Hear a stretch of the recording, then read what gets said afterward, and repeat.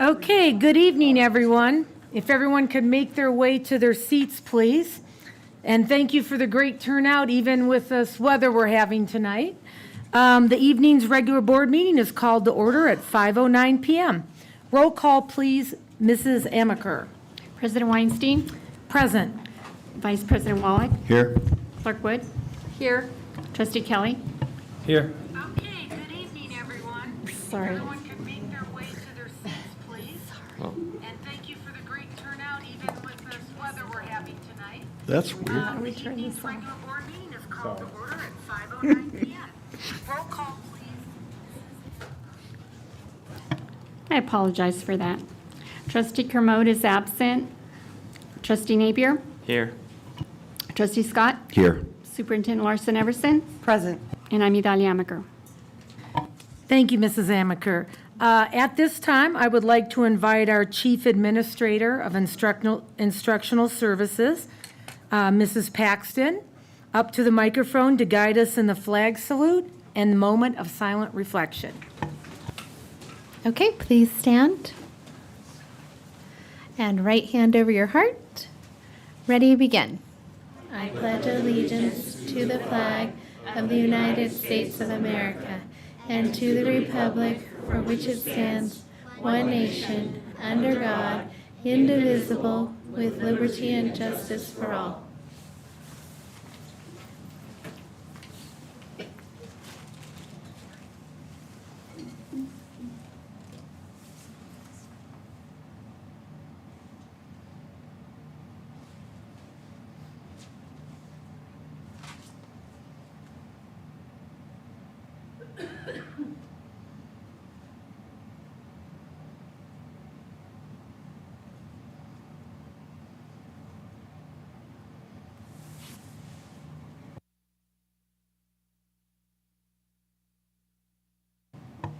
Thank you. Thank you. Okay, public comment for closed session. Members of the public will be given an opportunity to speak on closed session items at this time. Persons wishing to address the board under this item should fill out a request form to provide public comment, which are available in the back of the room. Do we have any public comment for closed session? I don't have any up here, but Mr. Reel, please come up.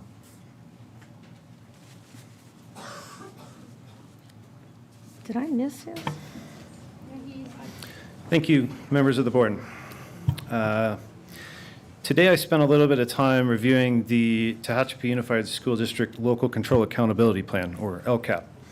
This is the board-approved plan that provides a roadmap for TUSD with regard to the money and policy that can be controlled locally.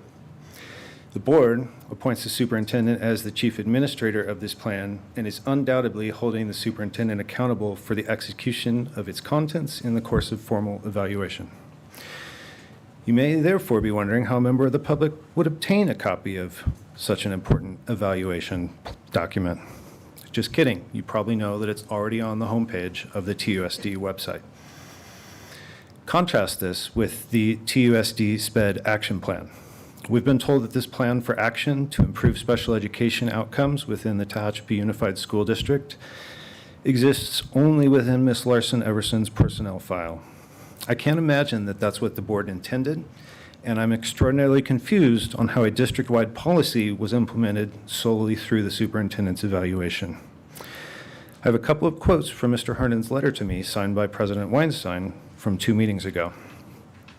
Number one, you seem to have concluded that because the board has agendized superintendent goals and evaluation at various times throughout the year, it must have been listed to create an opportunity to discuss policy or other issues. And number two, you have not provided any information that would support the allegation that the board used closed sessions agendized for employee evaluations to discuss broad policy issues beyond the proper scope of evaluation, nor is the board aware of any such information. All I can say is, am I in the twilight zone? At literally the next board meeting, we learned that there is a broad district policy for special education improvements and action plan that has never been discussed in open session, but is referenced in the superintendent's evaluation. I've racked my brain as to why it would be so important to keep this document secret, but frankly, I have no idea. I do know that in nearly 2 years since the SSC report, the most substantial discussions about special education have been discussions about why it should not be discussed. At a time when the need for learning intervention is the highest it's ever been, this isn't right. Please fix this by making the SPED action plan public. Thank you. Thank you. Any other comments for closed session? Tonight's items for closed session are as follows. Number 1, conference with legal counsel, anticipated litigation, significant exposure to litigation pursuant to paragraph 2 or 3 of subdivision D of Government Code Section 54956.9, 2 potential cases. Item 2, conference with labor negotiator, designated representatives, Stacy Larson Everson, Superintendent, and Candace Bandoyan, Legal Counsel Employee Organizations, TAT and CSEA. We will now adjourn to closed session at 5:15 p.m. Thank you.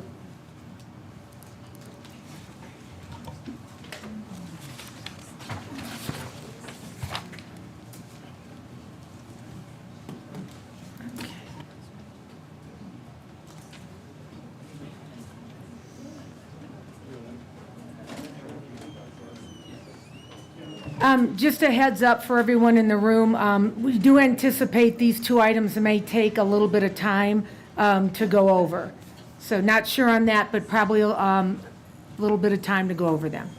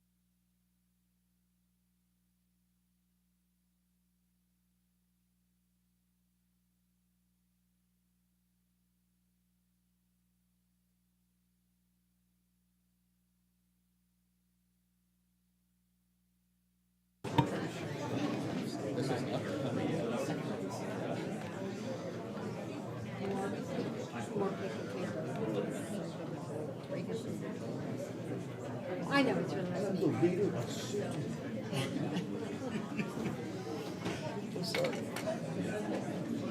Really? No, here's what happens. Here's what happens. There's parents that will sign this because it's like a babysitting place for an hour. They're probably gonna, if they want to have their meeting. What'll happen is if people do the right thing, they'll just move on to somewhere else. They're not gonna pay money and a teacher and all that when no one shows up for the course. Your mic is on.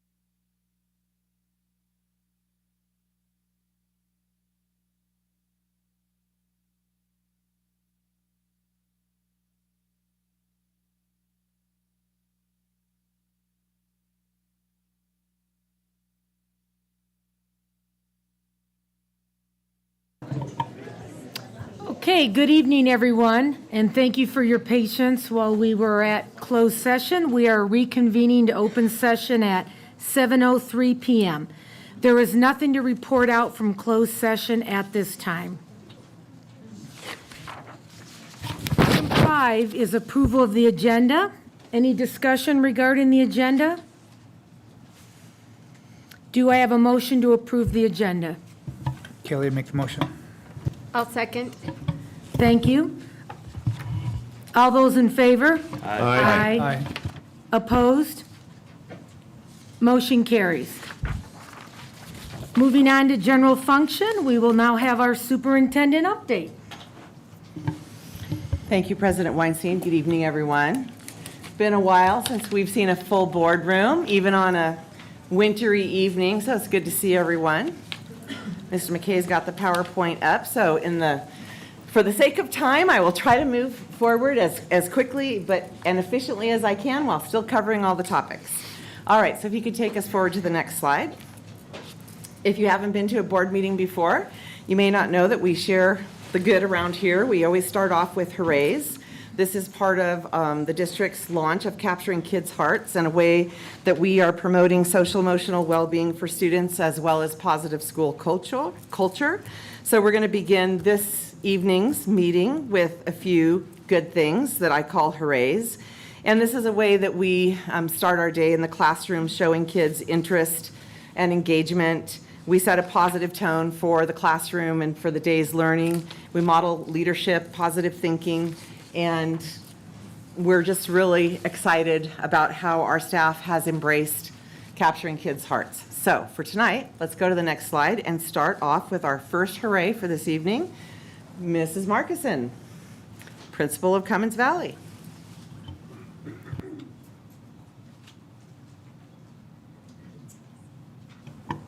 Hello, board, and also superintendent. I would like to share my hooray. You approved my new vice principal, Mr. Abelardo Sebekis. Since he has started, he is very excited about his position at Cummings Valley and has already made it a point to be very, very visible around campus and with students.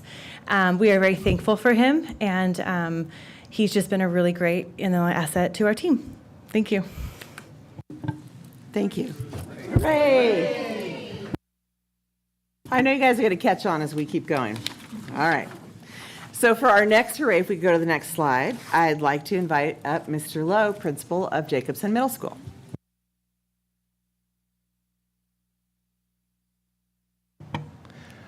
Hi. So the JMS Spooktacular was a huge success, and thank you to everyone who helped to make it a special event.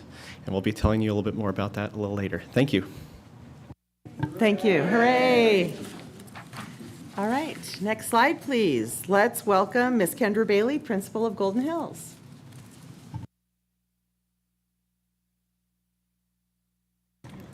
All right, good evening, Superintendent Larson Everson and members of the board. So we had a fun-filled and engaging Red Ribbon Week, and the highlight of that was having Tehachapi High School students visit and facilitate assemblies. They usually do this, they do this every year, and we just enjoy having them mentor our students. This year, they played games with them and did hands-on activities with them during Red Ribbon Week. And we are grateful for our high school students and giving our equals positive role models and leading our students towards a healthy lifestyle. And I also want to thank Catherine Mackey, who is the one that heads this up every year. So, hooray. Hooray. Thank you, Mrs. Bailey. And last but not least, Dr. Porter, TLAC.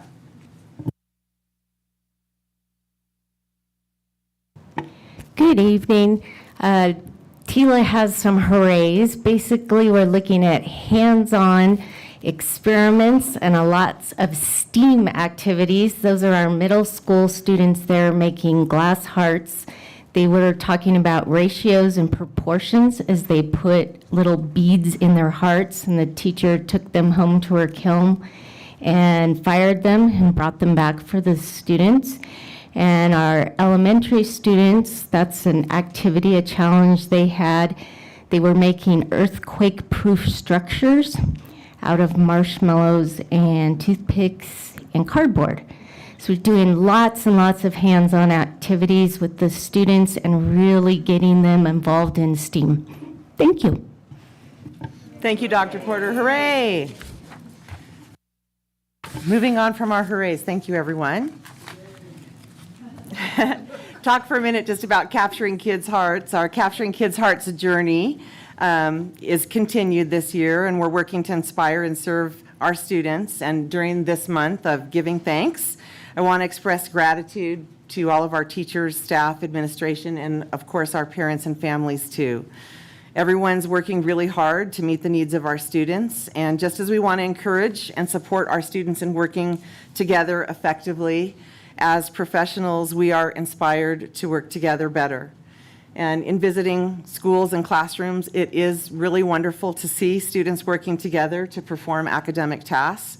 It's also very affirming to see evidence of capturing kids' hearts, such as social contracts like you see in the yellow up there on the right.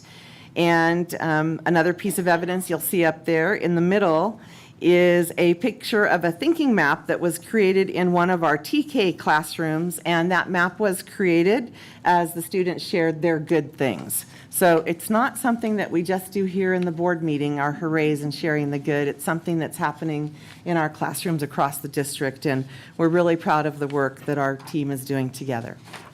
Next slide, please. So as we continue talking about capturing kids' hearts, we are also concentrated on continuing to support our staff with implementation.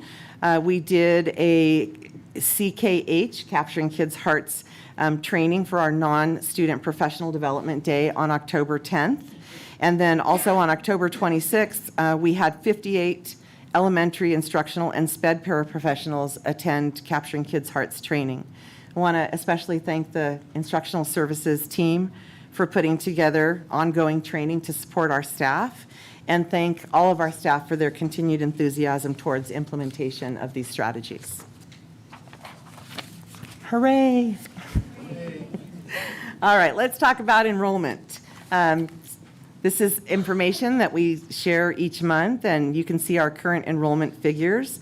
The slide shows you a comparison of this year's count, which is in that left-sided column, compared with this year in the right, 22-23. And as you can see, for the same point in the school year ending week 12, we're up 41 students.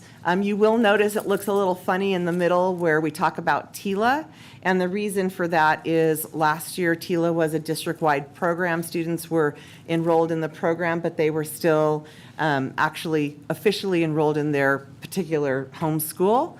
And at this point in time, we have TILA established as its own school with its own CDS code and everything for grades TK through 8. So that's why the enrollment is accounted for a little bit differently for that program. But you can see a great increase in adult ed, and congratulations to Dr. Porter and the adult ed team for working so hard to really serve our community. JMS 2122, is that number off a little bit? JMS 2122. Oh, I would say so. I think I probably added a digit. Let me verify. I'll come back with a correction at the next month. I probably just left a 2 on there. I think the correct number is 945. That's what it was. Yeah, but I'll verify that for the next one. Thank you for catching that, Mr. Kelly. It's always something. We look at them and look at them. Okay. We won't dwell on the past. Let's move on. Let's talk about attendance. All right, you can see attendance. This is for the week ending October 21st, which is week 11. You know, our trends in attendance are continuing to be positive, which we're very, very happy about because we know that attendance is a very important factor that supports long-term success in school for our kids. So the top line you're going to see for that week ending week 11, you'll see the percentages for each school site, and then in green at the bottom is the year-to-date of attendance for each school site and district-wide.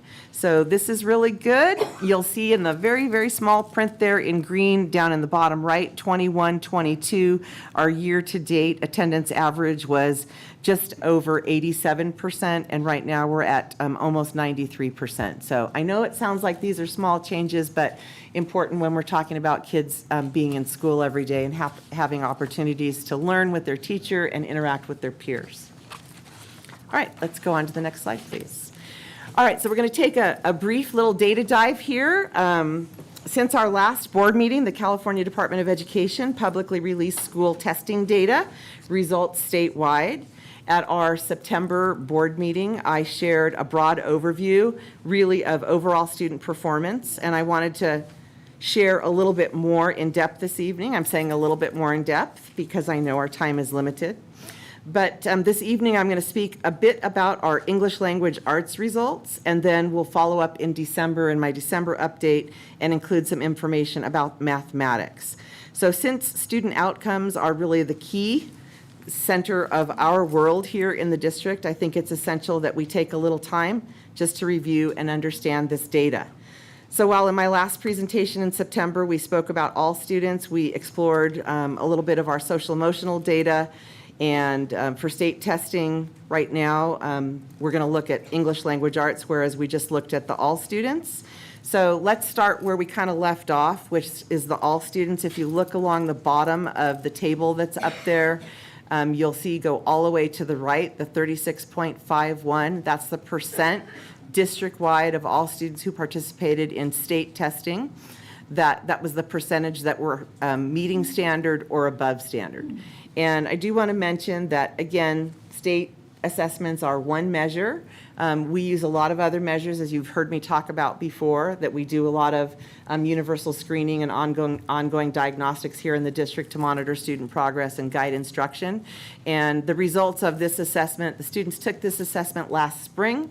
The district got assessment results in August, and then the state just now published the results in October. So what I have broken down for you, instead of that 36.51% of all students. Now you can see in this table the percentage for each grade level, grades 3, 4, 5, 6, 7, 8, and 11. And then all grades being combined. The total number of students is listed there that participated in the assessment, the percentage of students who scored at standard exceeded, the percentage of students who scored at standard met, the percentage for standard nearly met, and the standard not met. And then that very last bottom row is where I have combined those that met standard and exceeded standard for a total. So you'll see it's kind of like a wavy line. If you just looked across that bottom and you look and you see 32.88 and then 36.3 and then 40.97 and 31, it's not a straight line, right? Not all of the students performed in the same way. And we could theorize about that for quite some time. But what I wanted to do, my intent this evening, was to break that number down instead of all students, which was shared at the September meeting, so that you could see by grade level. Really not drilling down to student subgroups at this point in time, but you can access that data if you go to the CASP website, which there's a link on here I'll share with you in just a minute. So if we could go to the next slide. I want to put this in perspective for you a little bit as best as I can. Let me be very clear. The data is clear. We have a lot of work to do to help many of our students recuperate from the significant learning loss they experienced as a result of the pandemic. And on this slide, I put together English language arts testing outcomes from other local and similar Kern County districts to help put pandemic learning loss into perspective, in that it is deep and widespread, not just for us, but really for all of us collectively in education. So what you'll see there up at the top, as I listed District A, B, C, D, I didn't call them out by name. I'm not here to do that. I just, again, wanted to provide some perspective. We kind of looked at each of our grade levels. Now this is more at a balcony view, looking at like districts that compare to TUSD. So I will tell you, like, as an example, one of the comparative districts wouldn't be Kern High School District. We're not comparable to them. They're gigantic and they're only a high school district. We're a K-12 district. So let's take an example and look at District E. The same numbers that we looked at in the previous slide. You'll see that the top row, standard exceeded 13.06, and you can just go down. Standard met 23.82, standard nearly met. You see the figures there. Standard not met, and then their total percent of their students who participated in testing who were at or above standard at 36.88.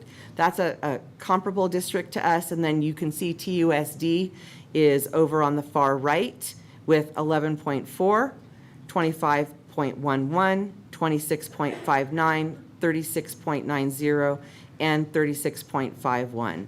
And you can see by looking at this table that in comparable districts, there's not huge discrepancies in the level of student performance at each one of these tiers of outcomes on the students' CAST scores. So that was part of my intent of showing you, is that when I say we have a lot of work to do, I mean we collectively in education have a lot of work to do.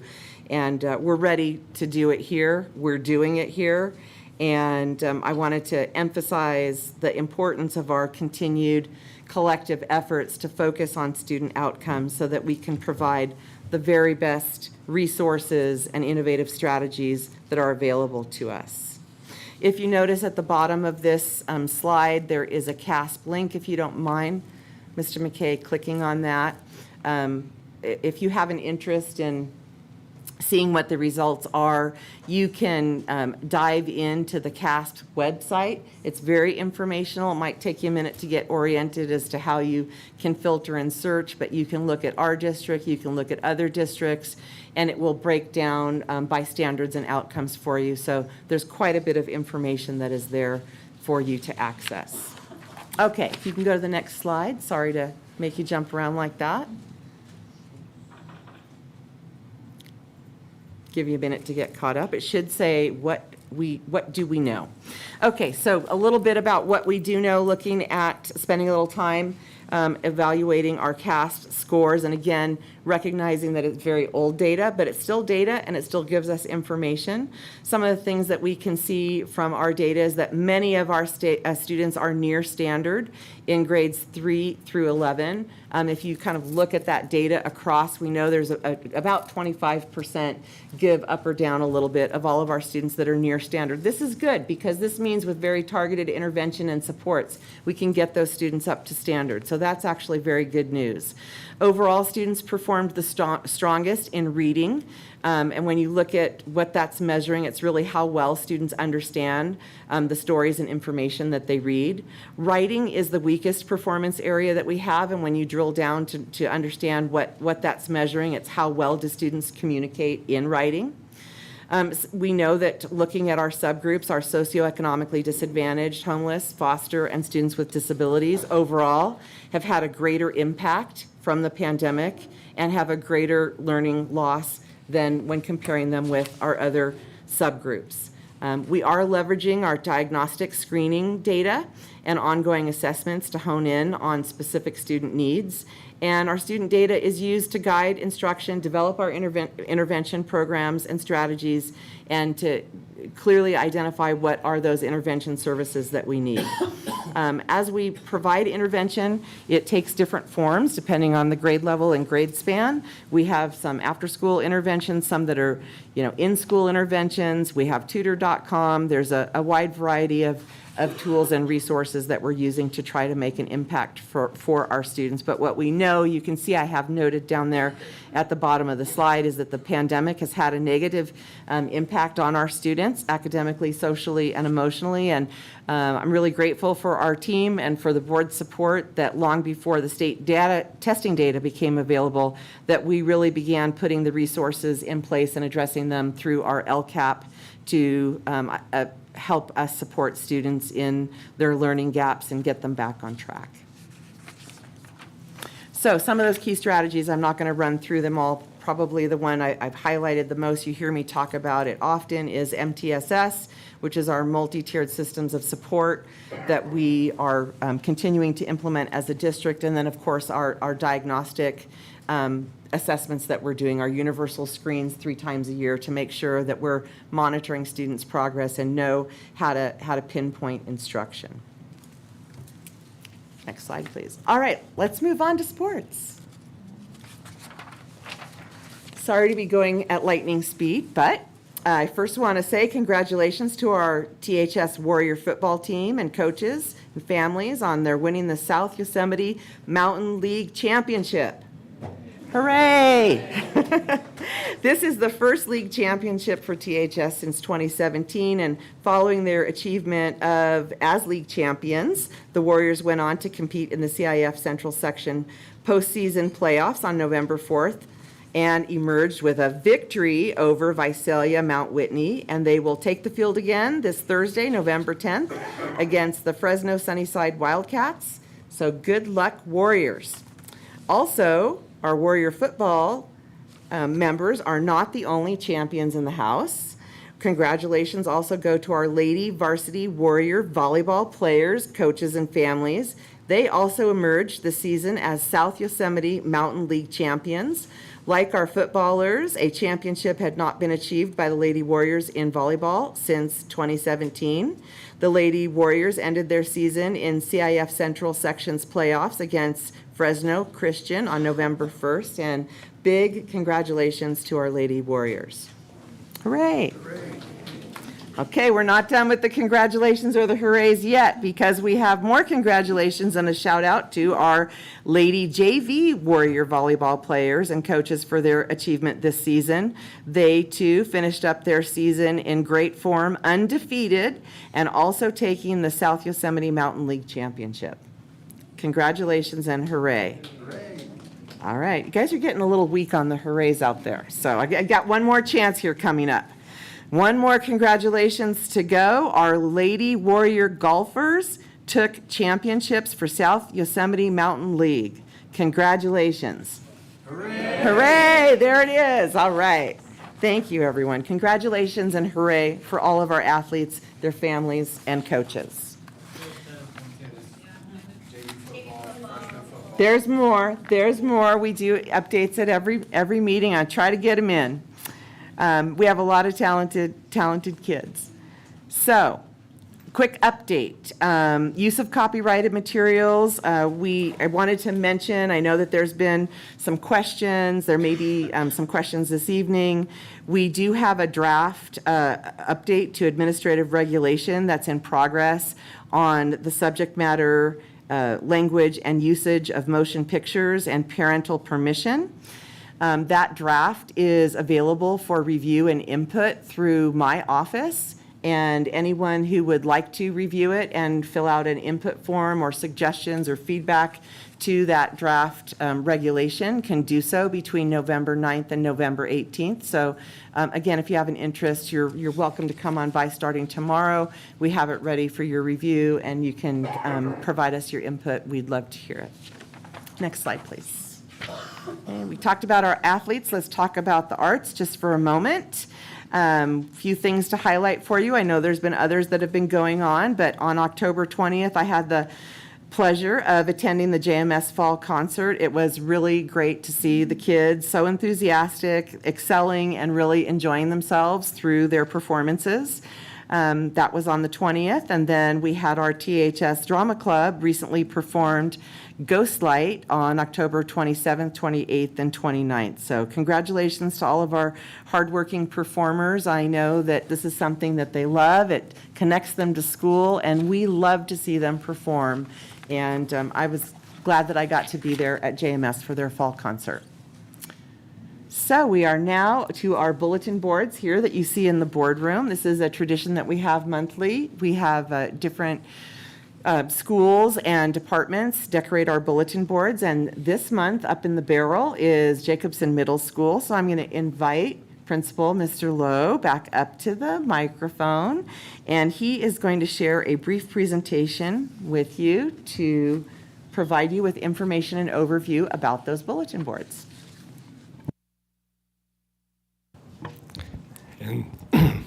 Thank you, and I have our Vice Principal, Mr. Bin, with me too, so I'll be talking about a few of our slides and things, and then he'll take over and finish it off for us.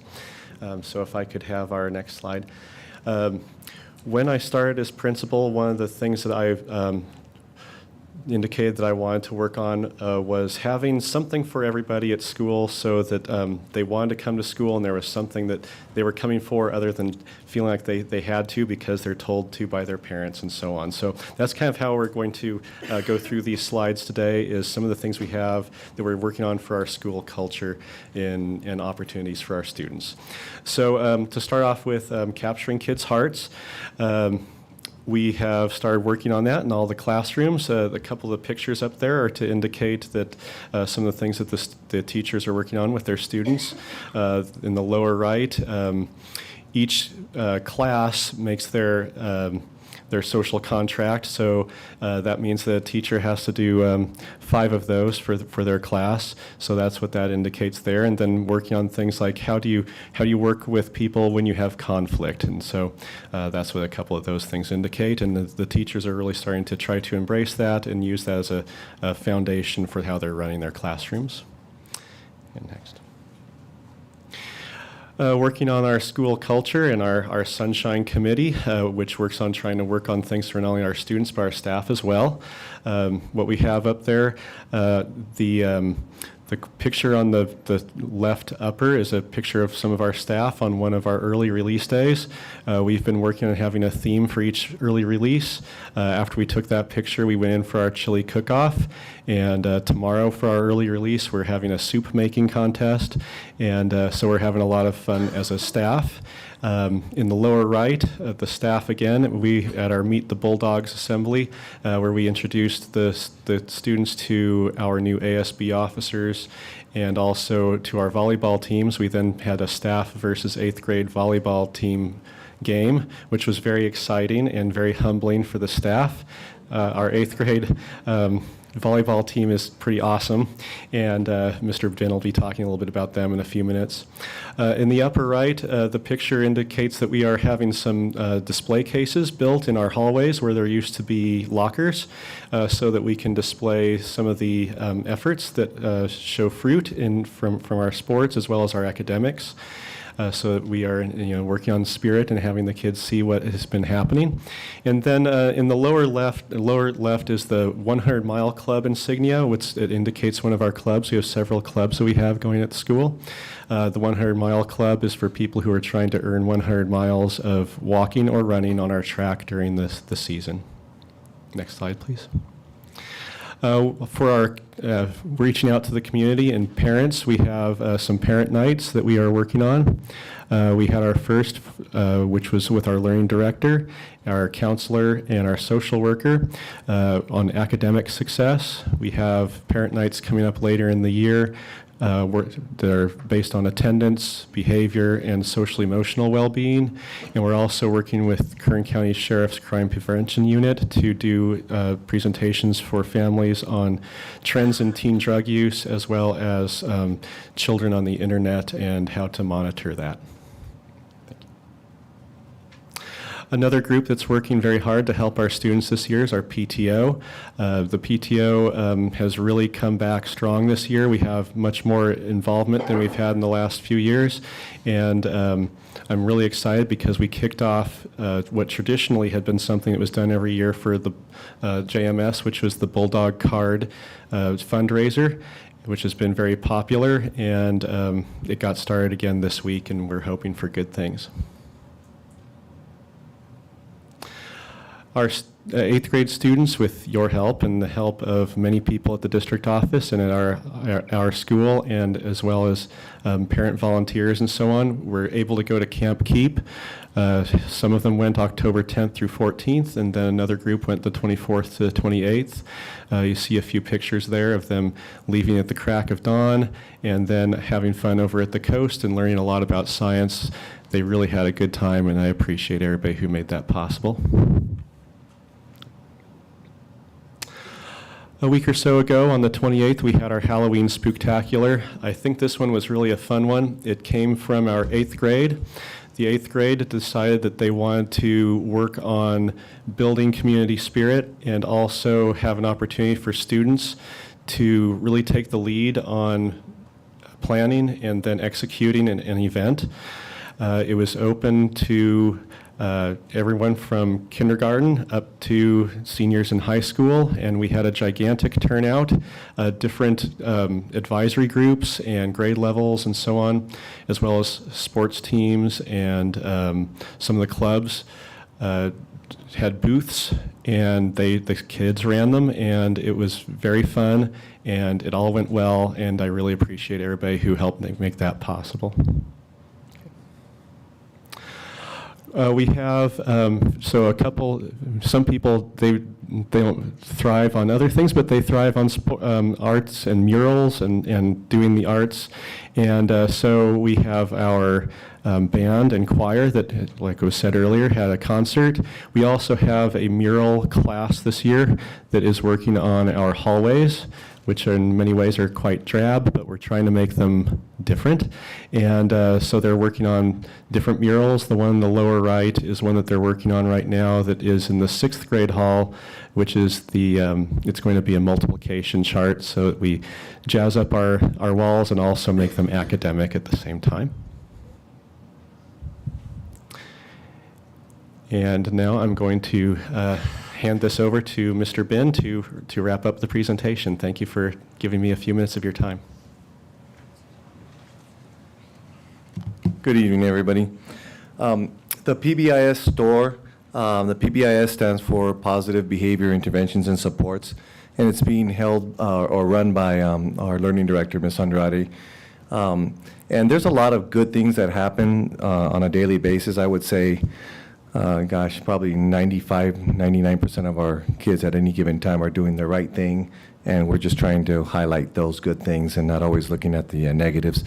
But what we do is we hand out Bulldog Bucks Sometimes the theme might be different. It might be today's Thursday. If you guys are wearing your school colors, we're going to give you a Bulldog buck. And so kids are wearing their school colors, and we give them Bulldog bucks. Those bucks can be turned in on Thursdays to buy certain things. Once a semester, there'll be a big drawing. This last semester, we gave out 3 bicycles. So the kids had a drawing, a raffle, and they were able to put their Bulldog bucks in there, and they got a brand new bicycle. So it's a pretty good thing that goes on. Another thing that we pick up on with Capturing Kids' Hearts is affirmations. So the theme for today might be affirmations. If I hear you saying something positive to somebody else, I'll give you a Bulldog buck. So that works out very, very well. As far as safety, we have 4 full-time campus supervisors. We are still trying to fill 1 spot, even though we're short-staffed. They do an outstanding job. I don't think, well, I know we could not even keep our kids safe if it weren't for our campus supervisors. During ingress in the morning, they're wearing their yellow vests. I think that gives a little assurance to the parents. When they can see the yellow vest, they drop off their kids. The kids go to a yellow vested person. They get greeted, good morning, by these people. They do a lot. They walk the hallways. They make sure the kids are in class. They're out in supervising on the blacktops, making sure the kids are doing the right thing, and they're just absolutely, absolutely invaluable. As far as staff development, this last staff development will do like early release Wednesdays. We've done assailant trainings, Capturing Kids' Heart trainings, and ELD trainings. As far as sports, this fall concluded with the volleyball team, and yes, the girls really handed it to us. It wasn't even close. They were really outstanding. That ball came over curving and dropping, and it was very, very impressive. In the winter, we're going to do basketball. The basketball tryouts are going on right now and also next week.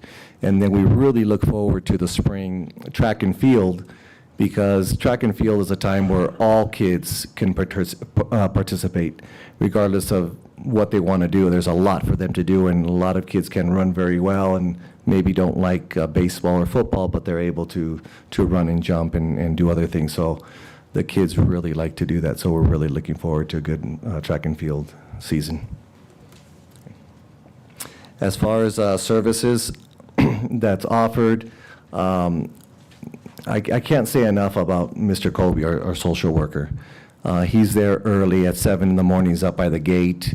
I can't believe how many names he knows. I would say he knows over 60-70% of the students' names. He knuckle touches every student that comes in through that back gate when their parents drop off their students or their kids. And sometimes he'll say, "Hey, kiddo, good morning, kiddo." And I know he doesn't know that name, but most of them he greets them by name. Our psychologist is fantastic. She works with a lot of our special needs students, absolutely fantastic. Our math coach is trying to facilitate the transition between 6th to 7th grade math, 7th to 8th grade, and then 8th grade into the algebra and geometry at the high school. Instructional coaches that we have are instructional aides for math. We have 3 that are outstanding. And then alternative to suspension is another intervention that we offer at our school. It's before the suspension. It's more of a restorative justice program. It's pretty effective. This year, we separated from the high school. It used to be that the high school and the middle school shared Ms. Macon's services, but this year we have our own. And it's pretty effective because you're able to spend a little bit more time with the students. And it's nice at the end of this, she does, I don't know if they necessarily pair you up with an adult, but the student gets to say, if something happens, who's the adult on campus that I can turn to and ask for help? And sometimes I'll get a note, an email saying the student selected you, just so you know if this person gets in trouble or asks for help, they're going to come to you. So I think that's a very powerful thing to do. The Boys and Girls Club and the after-school tutoring program are fantastic. The Boys and Girls Club is completely packed. You have about 60 kids staying after school for a couple hours doing other things. It's just absolutely fantastic. The after-school tutoring, one of our math teachers does the tutoring, but since a lot of students aren't able to take the buses because they're packed, when the buses turn around and come back for round 2, those students just didn't sit in the office waiting. They went to a tutoring program, and they were helped. They were helped in math and English. And the buses usually come around 4:15, 4:30. So it's about 2 hours of tutoring that the kids received, and then they get picked up on the buses and go home. So that's not wasted time. The workability program is run by Leah Ward. She does a lot with the kids, preparing them for transitioning to the workforce. And I know she does a lot with field trips, but this last one she took them to the Air Force Base and did the air show there, took some of them over there. And then on Teacher Tuesdays, it's a program that we have once a month on a Tuesday. The new teachers can meet, and some of the veteran teachers stay, and they collaborate together and say, well, I have a question about Aries, or I have a question about Canvas, and they talk about it and they get some assistance there. Someone will say, classroom management, what do you do with a kid when he does this, or what do you do with a kid when he does that, so they get additional support. Okay. All right, thank you very much, and here is Mr. Lowe. So just, again, thank you very much for your time, and I want to invite each of you to come anytime you want to come take a look and see how things are going at JMS. Thank you very much. Thank you, Mr. Lowe. Hooray. Thank you, Mr. Lowe. Thank you, Mr. Ben. If we go on to the next slide, we're wrapping it up here. Okay, real quick, Sippin' with the Soup. The last event that we had for Sippin' was on November 1st. You can see a picture up there of some of the folks who joined me that morning, and our next one will be held on December 6th. All of these are at Conan's Bakery from 7:30 to 10, and we provide the pastries and the coffee, and you provide the great conversation with me, and usually we have a board member or two who joins us, and it's, I definitely encourage you to join us. Okay, next slide, please. Upcoming dates and events, you'll see a list up here just for this month and the beginning part of December. Also wanted to point out that there is a link on here to the district calendar that's on our website that you can access at any time. So if you're wondering what's happening in and around TUSD, you can go visit that calendar, and that's going to show you what is happening. All right. I think that concludes my update for this evening, and I thank you. I know it was rather lengthy, but lots of good things to share and information I wanted to pass along. So thank you for the time. Thank you. Moving along, the TAT update.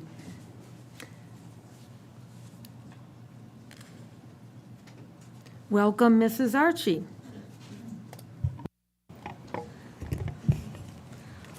Good evening, President Weinstein, Superintendent Larson-Everson, board members, and all of our guests tonight. It's been filled. Last time I was here, we were just appreciating that fall was coming, and this cold weather is. So again, our first thing is that TAT would like to make sure that we appreciate our thank you to the board members that may not be with us anymore after December, and appreciate all your time and energy, particularly after the last 2 years with COVID and all the difficulties we had getting into being virtual, and teachers and learners not allowed going back into in-person. And we appreciate all your time and energy, and all of our meetings and updates as state guidelines changed and policies changed, and what do we do next? Again, we know there's still a lot to be done, a lot of work to catch our students up to the work. TUSD and TAT and TUSD are in bargaining sessions at this time, and our goal is to keep good and happy teachers in all of our classrooms.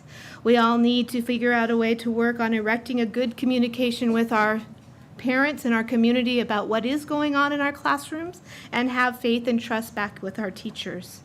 Again, I hope everybody has a wonderful Thanksgiving vacation and time with their family in 2 weeks.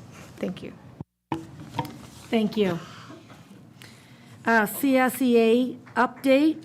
There will be an update today. I'm going to read it. It's from Sandy Resendez. So here's her report. Good evening. My name is Sandy, and I am the CSEA Chapter President for Tehachapi. I'm pleased to report that CSEA has completed negotiations with the district for the 22-23 school year. This agreement was ratified by our CSEA members on November 2nd.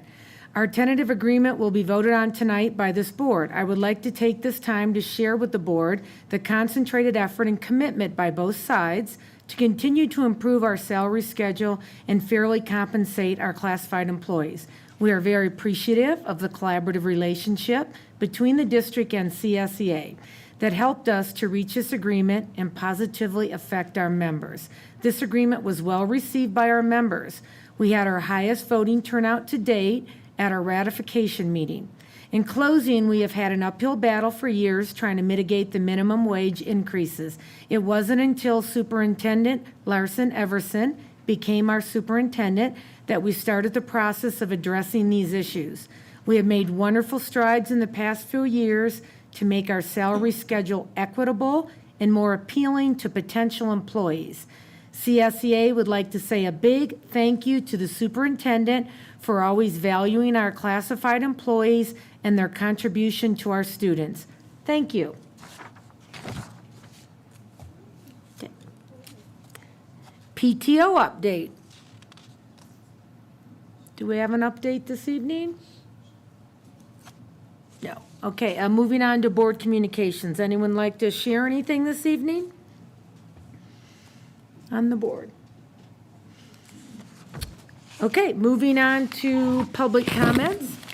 Public comments will be allowed. The board president will recognize any member of the audience wishing to speak on items not on the agenda but directly related to school business. Pursuant to Board Bylaw 9323, the board may limit comments to no more than 3 minutes per person. Public comment will also be allowed on a specific action item prior to the board taking action. The president will allot time for speaking, but no action will be taken on matters presented, and no discussion of non-agenda items will occur. If appropriate, the president or any member of the board may direct that the matter be referred to the superintendent's office for placement on a future agenda. We do have public comments. I'm going to try to keep this organized. Please bear with me. And after we go through the comments of people that submitted the goldenrod, as we call it, form, then I'll make sure I look for hands raised too. I'd like to start out with Pat Scheibel. Excuse me for a minute. Oh.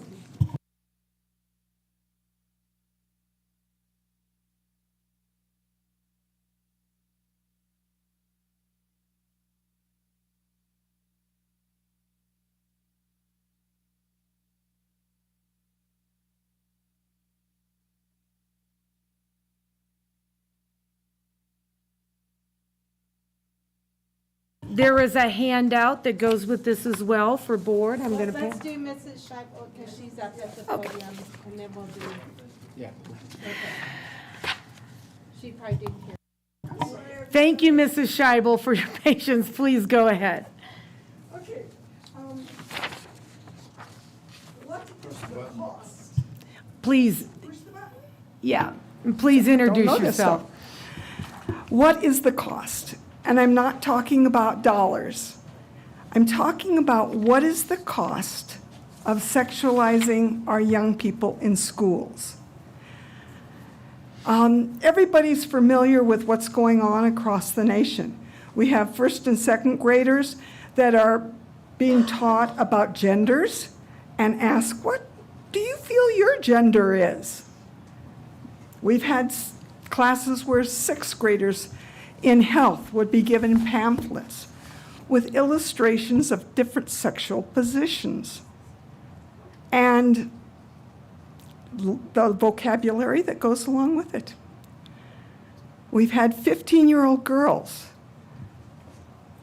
taken to have an abortion without their parents' consent or approval in any way. We could go on and on. There's the locker room problems with boys and girls undressing together. We think, well, these are things that we're going to break down some barriers with. But not too far from here, we had a school teacher who invited boys to her classroom for oral sex after school. And convicted, okay. Closer. We have a club here called Gay Straight Alliance. I want you to think about the cost, not dollars. Okay, first you need to know a little bit about me, okay? I'm a retired freelance photographer, and I have had almost all of my 40 years in Tehachapi as a Sunday school teacher, a youth group leader, and in charge of a lot of kids in Tehachapi. I would say 200 or more that I have worked with over all that time period. And in that time period, the kids were invited to bring their friends. We had a lot of community members, not just our Lutheran church group. A lot of the community was invited and involved. And in this involved time, we would have Bible study and snacks and games and things, but things began to change. After knowing the kids for all of those years, I began to see a change happening. And it was sort of gradual, but it occurred in things like I would have a Bible study on befriending the lonely and encourage the kids to reach out to the ones that, they could see sitting by themselves. You have about 1 minute to wrap up. Okay, we'll do it real quick. And then, the kids would raise their hands and say, well, what about this when a guy asked me, are you gay? And I say, oh, no, it's not my thing. And the guy would answer back, how do you know if you've ever tried? We never had those kinds of discussions or that interest in it in those early years. But about 9 years ago, it started to change. And I began to see more of a worldly attitude, and agree the whole world is that way. But about that time was when we had the incident with Seth, that these kids that I'm talking about right now grew up through that time period. And there are things that were required of the school to do.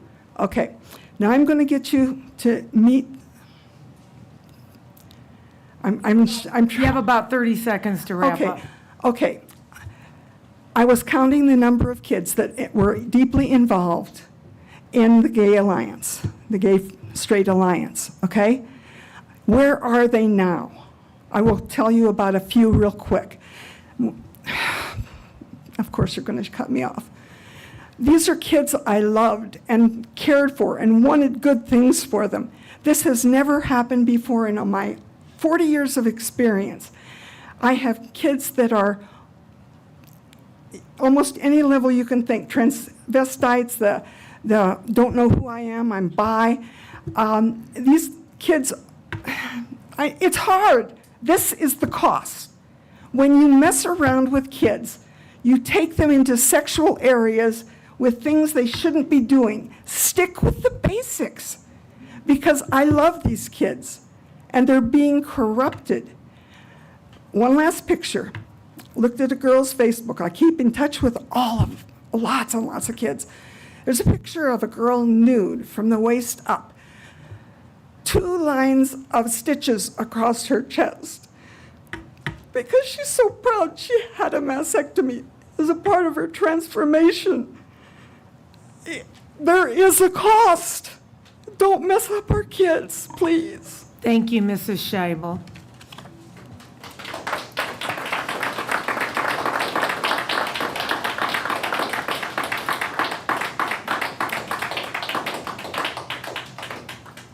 Okay, Serena Thornburg and Jagan Whitman, I'm sorry, I can't read the last part of the name.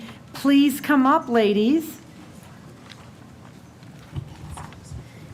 And I have your handout here for the board members I'm going to give out.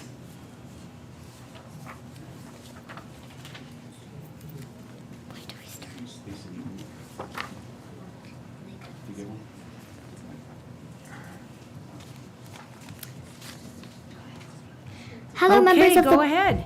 Hello, members of the board and superintendent. Thank you for allowing us to speak. My name is Serena Thornburg. And my name is Tegan Whitman Belial. We are both fifth grade students at Cummings Valley Elementary School and Girl Scout juniors. In Girl Scouts, we work on a project to help our local environment. We would like to ask the board to consider getting rid of styrofoam trays and switch to biodegradable trays. It takes more than 500 years for a styrofoam tray to decompose, while a biodegradable tray takes less than 180 days. Some biodegradable trays can decompose in as little as 45 days. Styrofoam trays harm the health of both people and animals. Styrene is a chemical found in styrofoam. It is believed to cause cancer by the Department of Health and Human Services. Exposure to styrene can cause irritation of the skin, eyes, the upper respiratory tract, and the intestinal tract. Long-term exposure can have even more severe effects, including depression, headaches, fatigue, weakness, hearing loss, and disrupted kidney function. According to an article from National Public Radio, styrofoam plates cost 4 cents a piece, and composable plates cost about 1 cent more at 4.9 cents. Styrofoam may cost a bit less than biodegradable trays, but what do they cost the health of our planet? When styrofoam is thrown away, it will stay intact for hundreds of years and release chemicals that can pollute our air and water. Also, the styrofoam plates are easily breakable. We have seen our friends use it and have it snap into two before they sit down. The compostable trays are not as likely to have this issue. We ask the board to please consider switching from styrofoam trays to a better alternative and let us know if we can help with the process. Thank you again for your time. Thank you. Well done, ladies. Okay, other public comments. I'm going to ask the lady in the green hat, Joy, was it? Yeah. Would you please come up so I don't forget, because I let you hold your paper and I don't want to forget your name. Please come on up.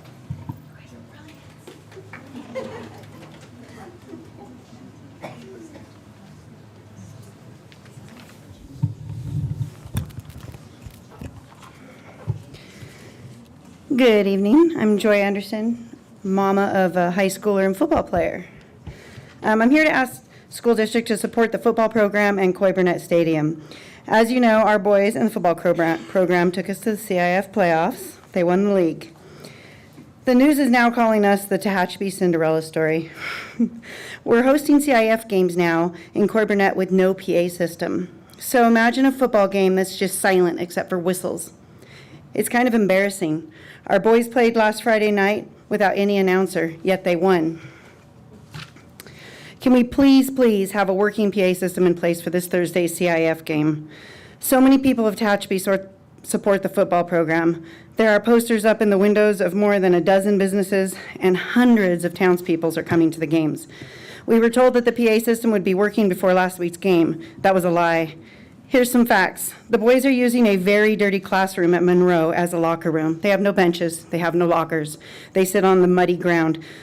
The classroom hasn't been cleaned since the beginning of the year, yet they don't complain. The field is so full of holes and uneven surfaces that the refs are even saying it's unsafe. Our boys don't complain. They're just happy to play ball. I'm asking for accountability. I'm asking for no more substandard fixes on the PA system. Whoever's in charge of getting the PA system working needs to make it happen, please. Thank you.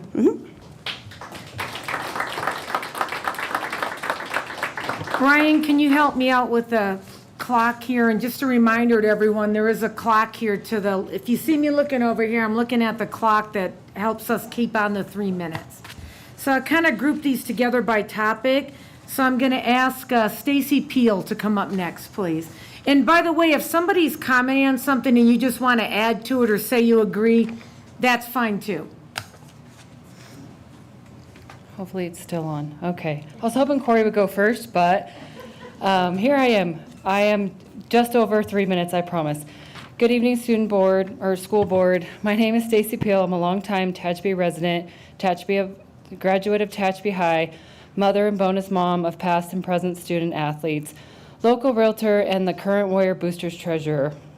You have been told of our concerns many times now regarding facility maintenance issues and feel they're not being taken seriously. We as boosters, which is made of parents, coaches, and families of student athletes, volunteer countless hours to help our athletes have their needs met. Not until the booster president came and spoke a few months ago did anything get addressed, and at that, it was very minimal. Sam was donated over a year ago that was finally put in the holes at the football practice field, and I've seen coaches out there continuing to fill the holes. Sorry. Shouldn't the coaches be focused on the athletes, not doing someone else's job? Currently, the football program has been in the spotlight due to how incredibly hard these young men have worked this year. I do not have a child currently playing on this team, but I know I spend as much time as I can to support them, along with the Booster Club, all of which is 100% volunteer, as this is my town and I want to have pride in what we offer. I also want to show our kids and others that we need to take pride in what we have and take pride for what we work hard for. Sure would be nice if that was also being shown to them on the fields and the courts that they play on. The Boosters provided a PA system for the football field so these games would be more enjoyable, draw in crowds who pay to watch, and to show these athletes that we see all the work they are putting in. The confidence they get from hearing their name announced, building their self-esteem, and again, being shown that their hard work is not going unnoticed. Coming from a mom raising kids in today's society, positive reassurance is huge for our youth. Plus, have you seen the mud pit that are on the track that the cheerleaders have to cheer on, just waiting for an injury to happen? It's time we take some pride in our facilities, all of them, and get these athletes what they deserve. I'm proud to have my business on the varsity baseball field windscreen, another huge financial contribution of the Booster Club. The coaches, parents, and baseball players spend many hours maintaining their own field, and I am grateful for the coaches for teaching these young men to have pride in what they have, to work for what they want, and if you can't get help, do it yourself. But why? Most recently, we have been told to hold off on volunteers improving the bullpens at the varsity baseball field, completely free to TUSD, concerned parents and contractors in our community willing to help, but because facility improvements should be on the district, we have to hold off. But guess what? They aren't being done. You expect athletes to perform, and they are given substandard facilities to do so. These are just a few examples. I could go on and on. As a local realtor, I pride my business on support of all the local youth athletics in this town, as I know how extremely important it is for our town to have these programs for the kids. I'm a firm believer, and coming from someone with personal experience growing up in this town, we have to keep our kids focused and busy or they will get into trouble. I sell this town every day, welcome people in, and sadly have to see people go, some of which go needing and wanting to provide better schooling and athletics for their kids to be successful. Isn't that what we all want? Successful kids. Or are we showing the kids that just showing up and collecting a paycheck is normal? Let's have some pride in our schools, pride in our facilities, and pride in our work. These kids are watching. What we put into them, they will put back into our society. Let's be proactive and not reactive. Thank you for listening to a concerned and annoyed parent volunteer. Thank you. Corey Costello. Thank you. Good evening. Corey Costello, president of the Tehachapi Warrior Booster Club. I'd like to speak tonight, first of all, to thank the district for the reaction to another avoidable situation at the football stadium, this time surrounding the failed PA system, the delayed and incomplete install of the new system purchased by the Booster Club earlier this year. That failed PA led to the inability to announce the second half of the West football game. Thank God we got the senior night stuff out of the way first. in the entire first-round CIF playoff game, certainly, as Mrs. Anderson pointed out, an embarrassing situation. While this situation could have been avoided, I appreciate the district's attention to the matter in the last few days to ensure that we will have a working PA system for the remaining home playoff games. I will continue to point out, however, that in one season, the lights, the scoreboard, and the PA system have all failed at the stadium due to a lack of maintenance and proper pregame inventory. District employees have fallen into a pattern of being reactive instead of being proactive. Even with a long-term discussion about facilities taking place, TUSD must do a better job of planning for success and being proactive with our facilities. The success of any organization or business or in the public sector hinges on whether they're proactive or reactive, with the latter being the downfall of most organizations. I do understand staffing and the cost and the need to balance the facilities in all campuses, but I'm going to be honest, this Thursday night, 4,000 people aren't going to a science lab. They're going to the football stadium, and that's a direct reflection of the district, the high school, and this community. This is where we must do better. The issue continues to deteriorate as it came to my knowledge that the football team was met at their locker room last Friday night by the same trash that was not emptied after their West game 2 weeks before. There was a bye week in between. They've actually now, these continued letdowns and displays of inaction by the adults, they've developed a mentality that is now being embraced by our football program. They are winning just to spite the district, which they firmly believe does not support them, given the long list of issues they had this season. That should make everyone in this room feel terrible about their job performance, and having worked in higher education and athletics, I would have been quick to remedy that. In an era where the school board is quick to embrace social programs and treatment plans for drug abuse and other behavioral issues as a reactive solution, they fail to embrace the programs such as athletics that treat those problems before they occur, with mentorships provided by coaches, staff, and accountability provided by teammates. There is, in fact, no treatment program more valuable in the world than competition. We used to embrace that. We used to be proactive. Despite the majority of this board moving on after tonight's meeting, I'd like to remind the replacements, many of whom are sitting in the audience, that the Tehachapi Warrior Booster Club will continue to advocate for our student athletes despite continual letdowns by the district and the board itself. And since we know, and we all know, and Tyler knows specifically, that you know what flows downhill, we ask the board hold staff accountable for the lack of planning and encourage them to be proactive when it comes to athletic facilities and treatment of our student athletes. This includes ensuring that every facet of the stadium and fan facilities are in good working order prior to all competitions. 1 minute. The Warrior Booster Club is and will continue to be watching for that progress. Thank you. Thank you, appreciate it. Okay, Mr. Michael Davies.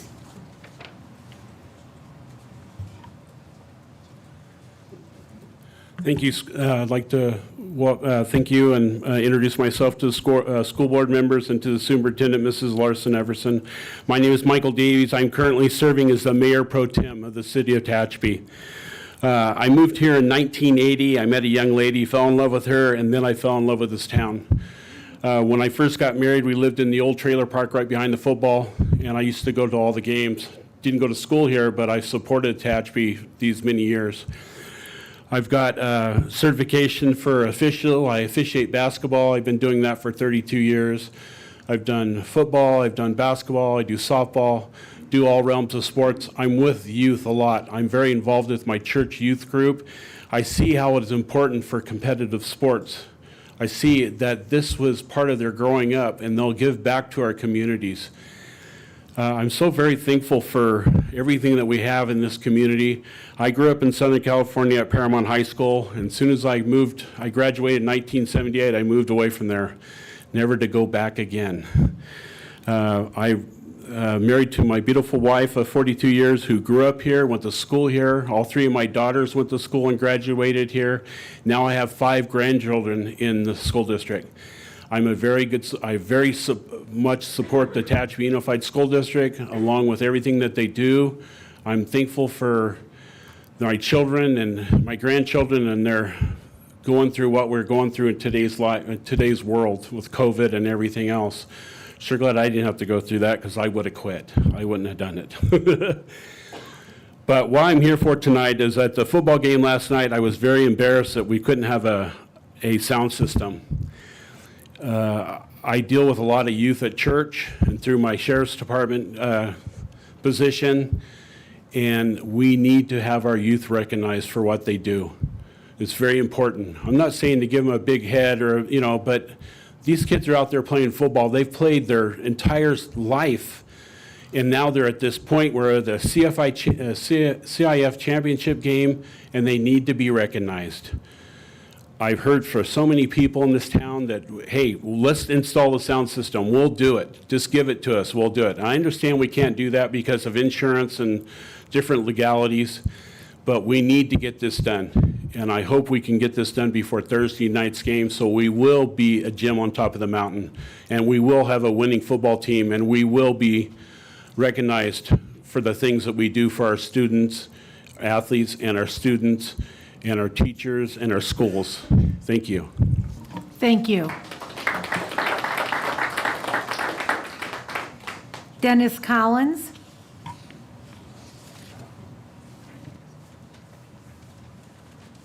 Good evening. My name's Dennis Collins. Born and raised in Tehachapi. Been a coach in the community for our youth for 53 years. 3-sport year, over 30 years. High school age, over 20 years. I say that because it's not about me, but maybe give credence to what I have to say. When I take the kids out of town, when I used to take the kids out of town, and it's getting worse, the coaches would say, my gosh, don't you guys have a maintenance department up there? Aren't you afraid of liability? Our kids are embarrassed to have our opponents come to our facility. The incident at the football game just brought it to my, it was a straw that broke my back. I've been wanting to say something for years, actually decades. I too support this community, obviously, and I know you guys do. I just want to bring it to your attention, shed some light on the fact that it is an embarrassment. Our facilities, our kids are embarrassed to have our opponents come show up. Sports are so important, I think, it's not just a game. I have a shoebox full of letters from kids that have gone on to college that write and say, hey, coach, thanks. If it wasn't for you, I wouldn't be here. They talked a little bit about maybe when we beat Taft or whatever, but the majority of the letter consists of thank you for helping me grow, helping me understand life, helping me to love myself or to respect my parents. Coaching and sports and teaching life skills are hand in hand. It's so important, or I wouldn't have done it. I was offered a salary here at the high school many times. I refused it each and every time because it's important to me to volunteer my time for the kids of this community. On hindsight, I should have taken that check and given it to our booster club. But I just wanted to shed that light for you because maybe I'm just thinking you might not realize how poor our sports facilities are. Our baseball fields, our softball fields, really they are a liability, seriously, not to mention our football field. Thank you for your time. Thank you. Susan Wiggins.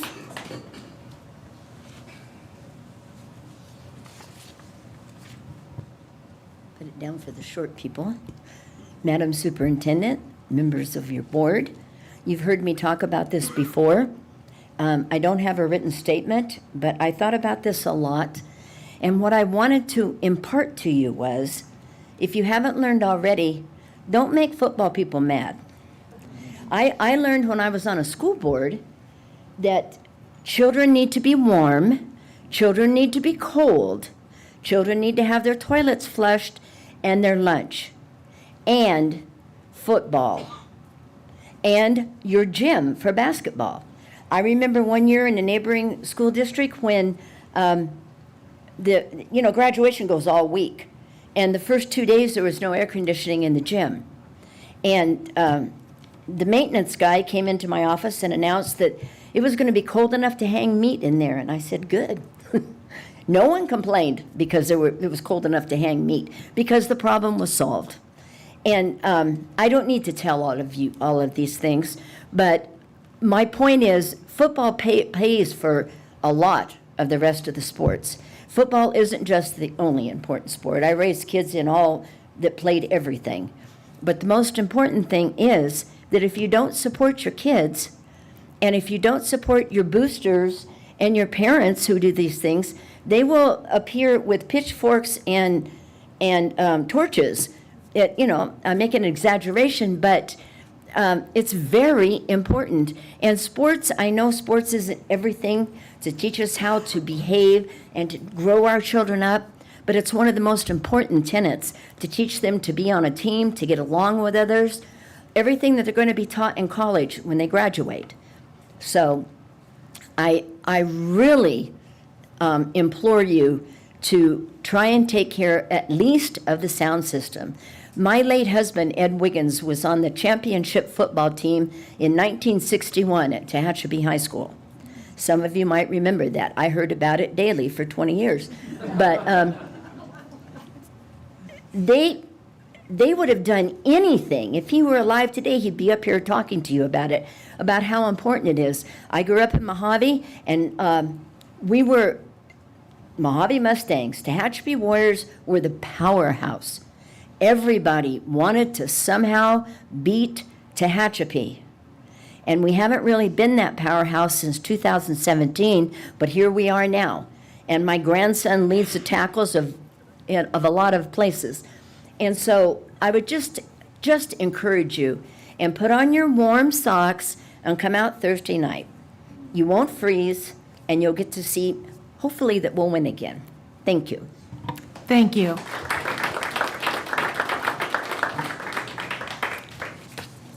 Jay Schlossler.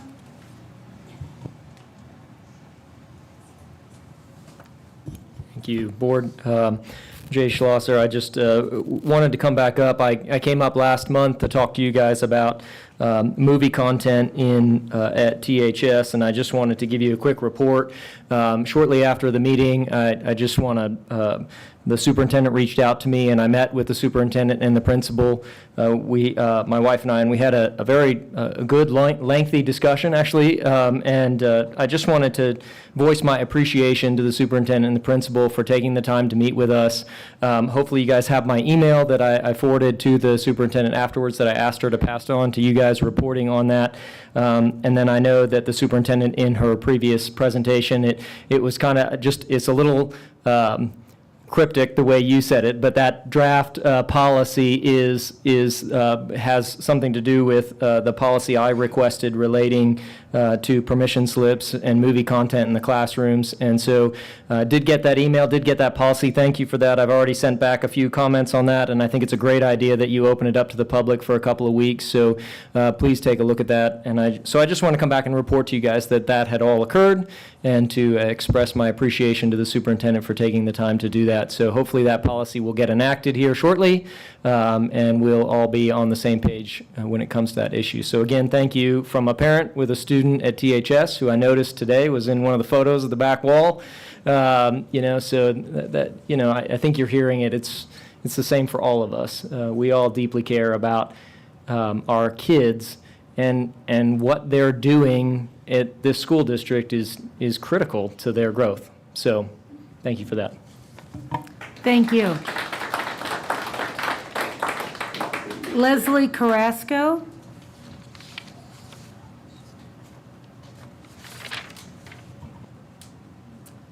Good evening. I am Leslie Carrasco, a retired educator from the district, and a concerned member of the community, and I just would like to add my voice to the gentleman who just spoke. I was not aware of the issues that were happening here in the high school with R-rated movies, but I was thinking about that, the R-rated movies in the high school classroom. You know, Hollywood is not known for being squeamish about the kind of movies it produces and promotes. So when it identifies a production as R, and they say that means that under 17 requires accompanying parent or adult guardian, I think our school district should take this very seriously. Movies that portray the worst behavior, the most criminal and violent behavior, and explicitly sexual images are immersing our youth in the very aspects of society that are likely to lead to a sense of futility and hopelessness, Or possibly on the other end of the spectrum, a sense of jadedness. Those behaviors are just kind of normal and those things happen in the real world. In an era when teen suicide is becoming more and more common, do we want to highlight such inappropriate images and include them in our school curriculum and push our children towards a sense of futility? I suggest that even Hollywood recognizes the importance of parents mediating such images and helping their youth to process them. That's what the R rating suggests, that parents are the most appropriate people to help students, help mediate those kind of things. So I would just like to add my voice to ask the school board, who are the critical leaders in providing high-quality education to our students, to treat this matter with urgency and thoroughness. We need a policy that will protect our students. We need a policy that expressly provides for rigorous examination of explicit materials of any kind by principals or administrators from the district. Furthermore, I think such a policy would actually recognize the district's partnership in supporting high values that parents may be teaching their youth. This is evidenced through the program that you were having about capturing kids' hearts. We care about children and how they feel and how their emotional state is. We want to support that. Also, the teaching the components of a good character through character counts is part of that evidence of our mutual relationship in raising our children. I find that if we're going to be putting on movies that totally contradict the things that we're trying to teach about character, it seems like we're giving students mixed messages. So what I would like to recommend again, and I think this has already been said, that we have a policy that when any such explicit materials are going to be shown, parents should be provided with permission slips with clear indications of what is going to be shown, the opportunity to consent or refuse consent for their students to watch the material, and with sufficient time so that parents can speak to the teacher, because the teachers may have a specific reason for presenting this, watch the material, investigate the content, and make a reasonable judgment.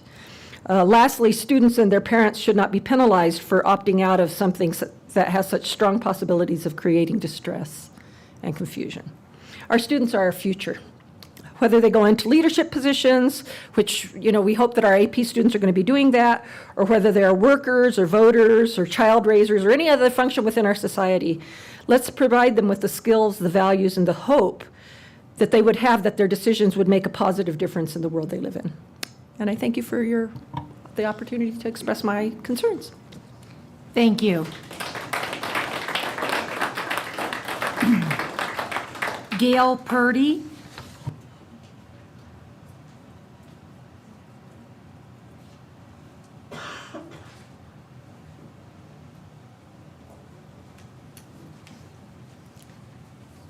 Good evening, members of the board and Mrs.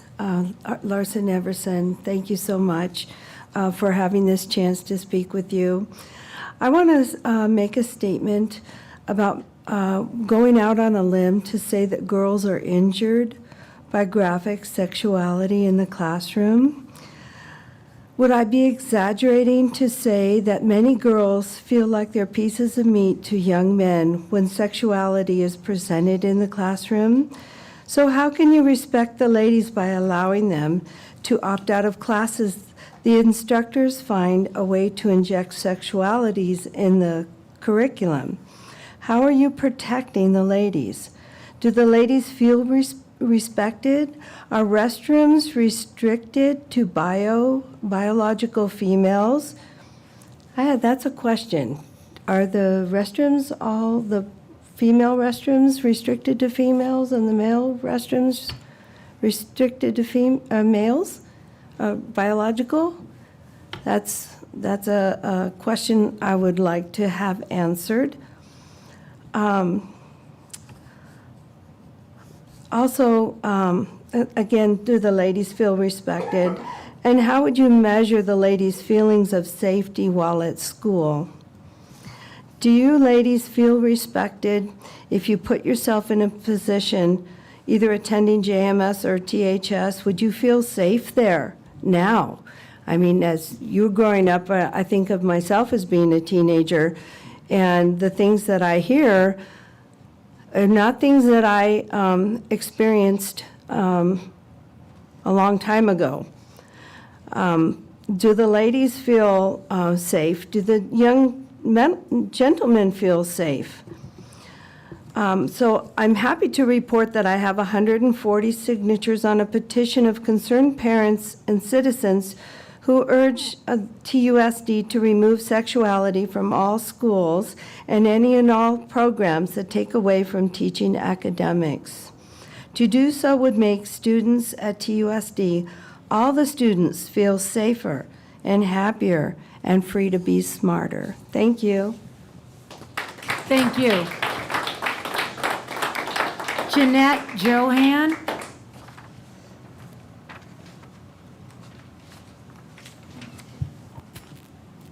Hi, good evening, board members and Superintendent Larson. I know you have another name, but my name is Jeanette Joham. I'm a concerned citizen. I'm a retired business owner.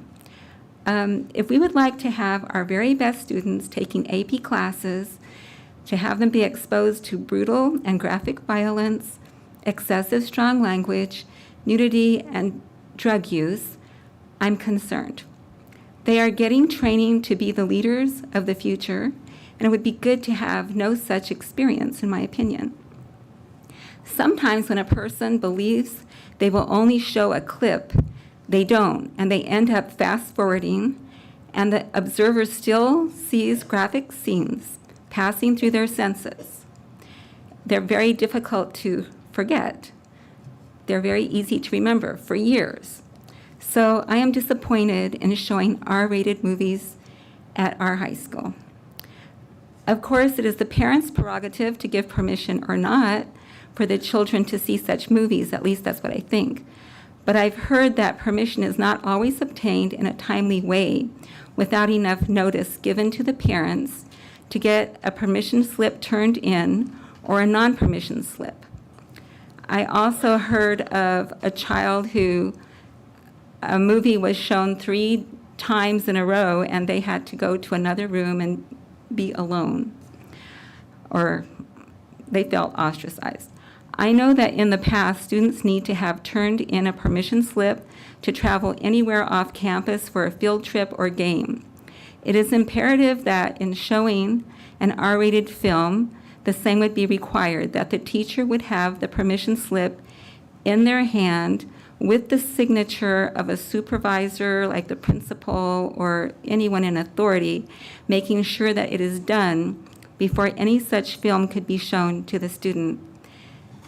And maybe you're already doing this, and maybe I got it wrong, but that's what I understood. Thank you. Thank you. Are there any other public comments this evening? Yes, sir, come on up.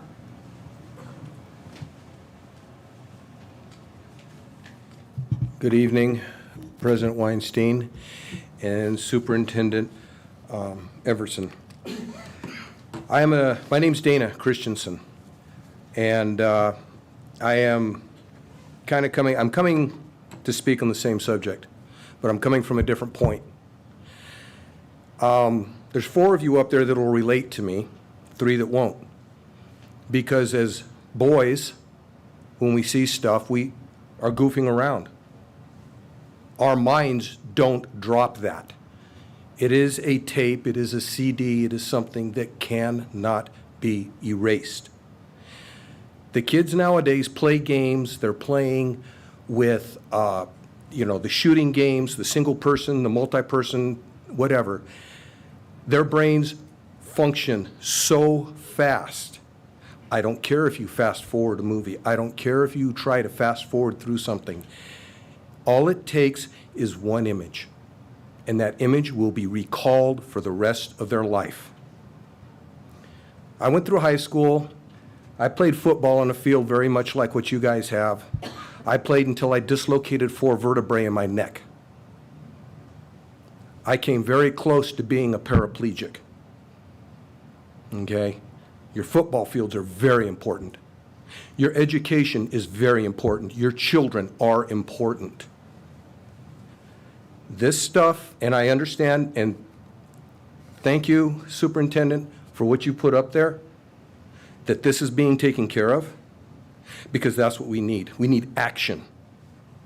That's what we need, action for our kids. This can't be, these kids, if they watch this stuff, it will be with them for the rest of their life. The girls, what are they going to feel like? Now for the ladies, how would you think about a young lady? She's sitting in the room watching this movie and they see whatever. Now all of a sudden all the boys are thinking, oh wow, that, yeah, maybe I've seen it before, maybe I haven't, whatever. But now looking at the young ladies, it's not right. It's not fair to those kids. Okay? I had a whole thing written up that I was going to read to you guys, and I brought copies for you. I've already signed them all by hand, so each of you can have a copy of it and read it. This is something that is important. These two little girls that came up here, you want to put them through that? I wouldn't. By the grace of God, they won't go through that because they're trying to save our environment. And you want to turn around and you want to put them through a class like that? I wouldn't. If I was their parent, I'd jerk them out of here so fast there would be a vacuum directly behind them as they left. It's not right. It's not proper. If you were raised right, you open a door for a lady, you help her out. I even remember when my dad, and this is not a joke, my dad took his jacket off after church and laid it down so my mom could walk in her brand new high heels across a mud puddle. That's how you treat a lady. What they show, and excuse my language, but this crap they show in the movies, no. It should not be in our classrooms. Ladies need to be treated like ladies. Okay? I apologize for running over on my time. I know I saw it, and forgive me. But this is something that is very important to me. My sister ended up in a situation that she shouldn't have been in. My dad and I had to go down and pick her up and bring her home. I had a baseball bat and I was going to use it because the person on the other end of that relationship deserved to get his kneecaps broke. My dad stopped me. He took the bat and he said, "Son, you let God handle him. I'll move on from here." My daughter, there were situations. So I'm very, very adamant about this. I know you guys are trying. All I ask is please, please look at it seriously and let's take it out. Okay? Thank you. Thank you. Gloria Sipes.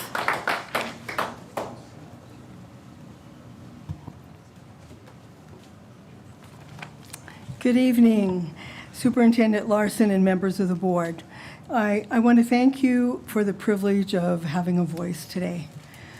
When we have a child, a baby, as parents, our goal is to teach and help that child to grow and prosper. We want our baby to make good choices. How do we do that? By talking with him, by saying no at the right times, or by saying yes at the right times. That responsibility does not stop when our child is 13 or 14 years old, or 15 or 16, or 17 or 18, even though we are giving more leeway as the child ages. We continue to impress our child regarding making good moral choices. As parents, we are due respect regarding what we feel is our responsibility. We need to help our child continue in a right direction. We need to have permission slips to approve or disapprove the watching of R-rated movies in the classroom. Thank you. Thank you. Are there any last public comments? Yes, sir. Come on up.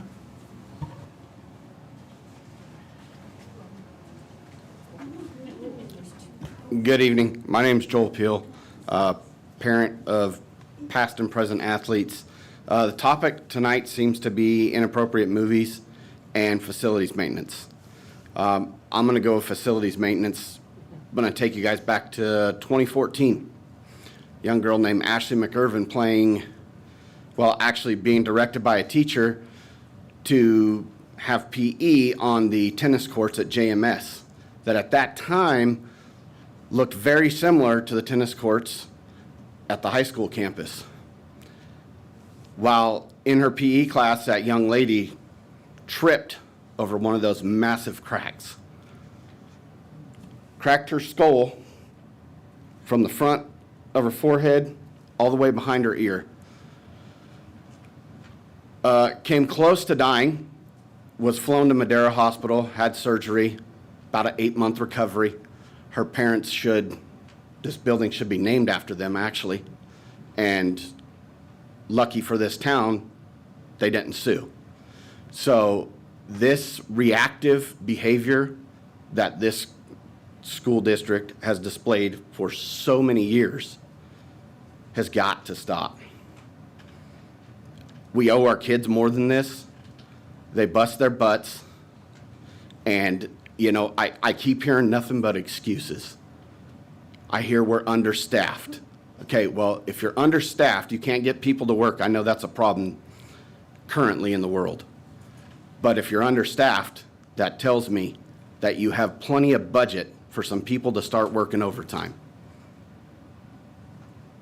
So I'm asking you, begging you, to please start taking the facilities seriously. Thank you. Thank you. Okay, last public comment. Come on up, sir.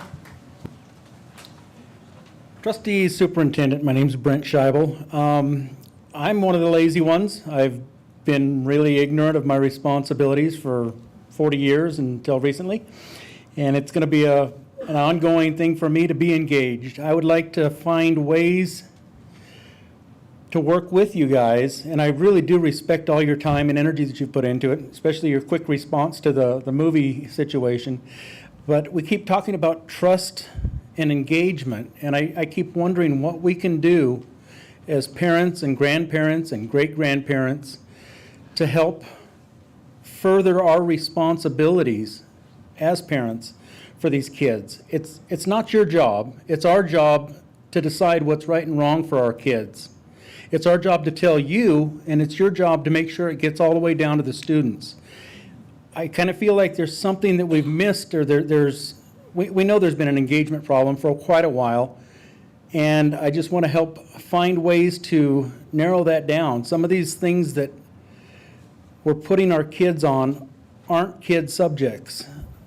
There's a reason they don't buy cigarettes. There's a reason they can't drink. They're not ready for it yet. That's our responsibility as a parent, and it's our decision when they're ready for these things. And I just keep looking for ways that we can include, instead of just saying trust and engagement over and over and over again, how can we get to a point where we can actually get some of these? How do these slip through the cracks? I mean, we assume they slip through the cracks, and I'm sure there was a policy at one time that we had for movies, and some of the other things that we've heard about that we don't know whether or not they're true on social media recently, but we need to quit sexualizing our kids, leave the responsibility to the parents as to when they're ready for things. They know their kids, and we need to work together as, hopefully with the new board and our superintendent, to make sure these things happen the way the parents see fit. I thank you for your time, and I thank you for all the effort you've put into this year. It's been a tough one. Thank you. Okay, at this time, appreciate everyone's patience through the public comment. At this time, we will take a 5-minute break and return in 5 minutes. It's 8:38 p.m.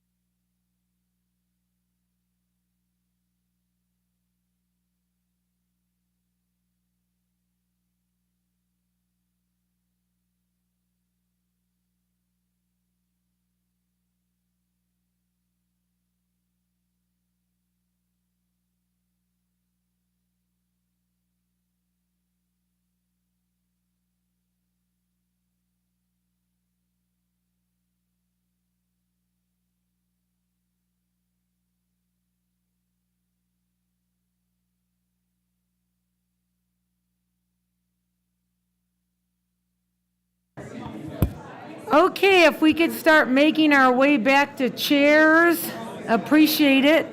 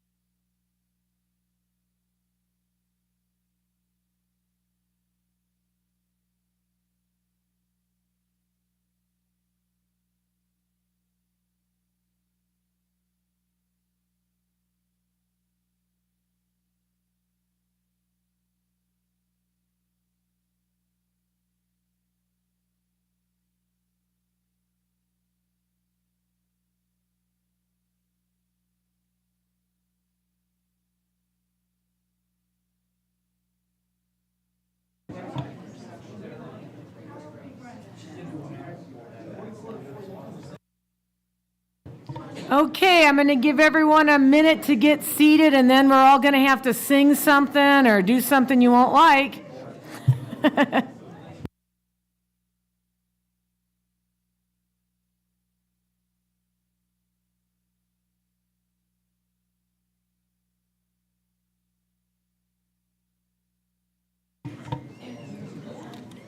Okay.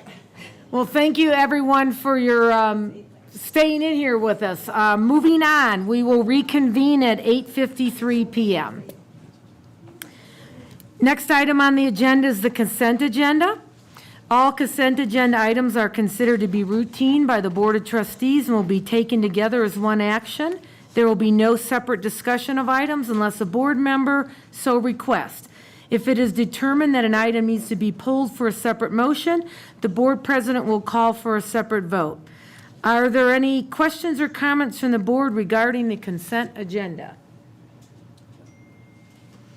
Are there any public comments regarding consent agenda items? Is there a motion to approve the consent agenda as presented? I'll make the motion. I'll second. All those in favor? Aye. Opposed? Motion carries. Thank you. Next item is an information item, a first read for board policies. Superintendent Larson Everson. Thank you, President Weinstein. Based on written recommendations from the California School Boards Association, the attached revisions to board policy are submitted by district administration and are presented this evening as a first read. Any questions or comments from the board?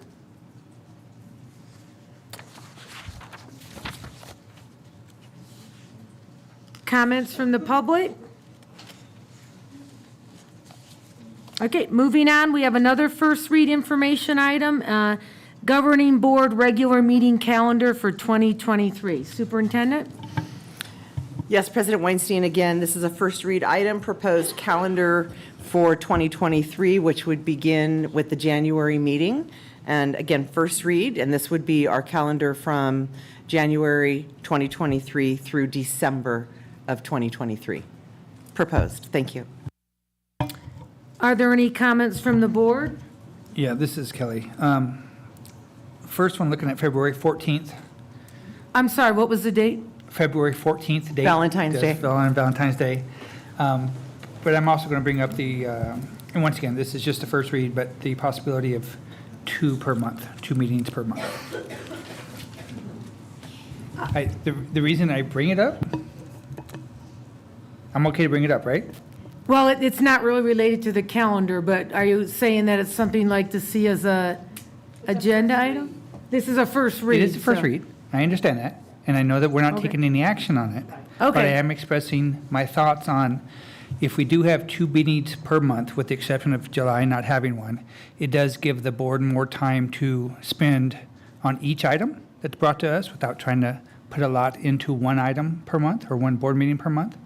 And that's it. And the February 14th. Thank you. Okay, any other questions or comments I on the have a first read? comment in regards to the April 11th meeting with the week right before that is spring break. Does that cause any issues for staffing as far as preparing agendas and all that kind of stuff? They're going to start laughing, but there's always issues related to preparing agendas. So Okay. I think no matter where it falls, I mean, honestly, it's up to us as administrative staff and getting things ready for the board to plan our schedules accordingly and work around what we need to do for the board. Okay.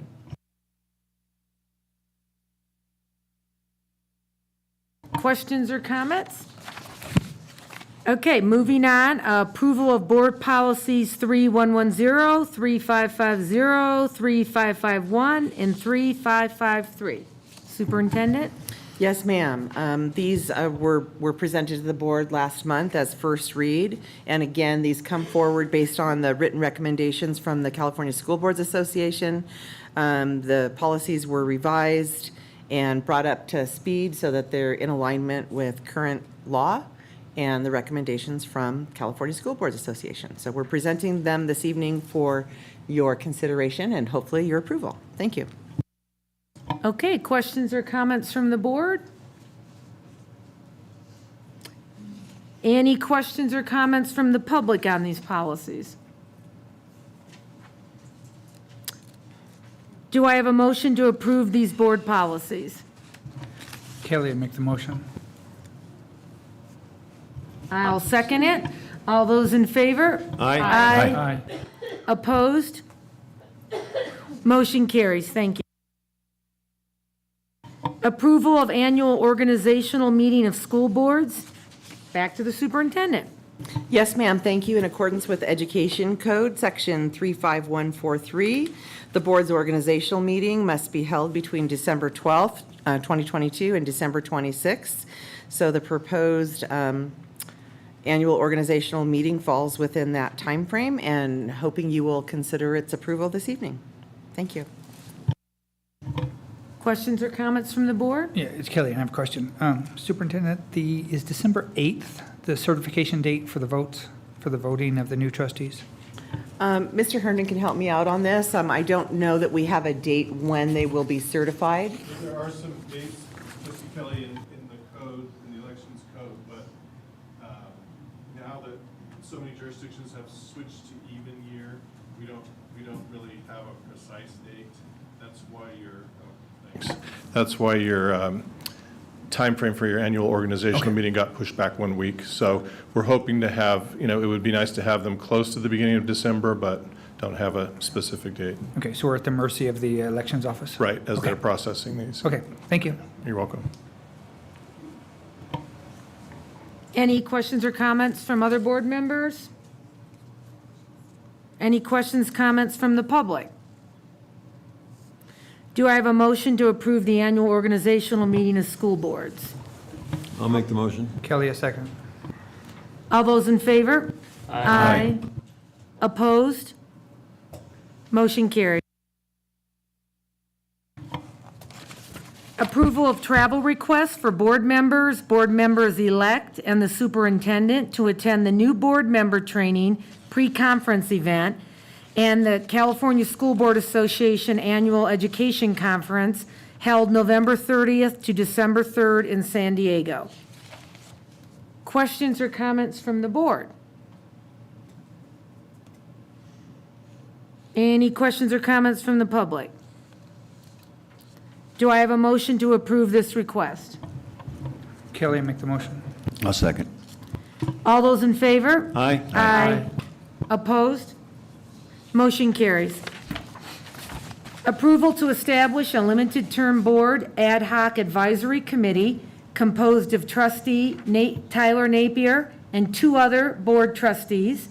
The requested board ad hoc committee will form for the limited term of 36 days or less for the purpose of developing the structure of a district standing facilities advisory committee. So what I'm looking here first is we need 2 volunteers from the board to be on this ad hoc committee. And may I just add that it would be nice for continuity if they would be board members who will be seated and continuing on in the new year.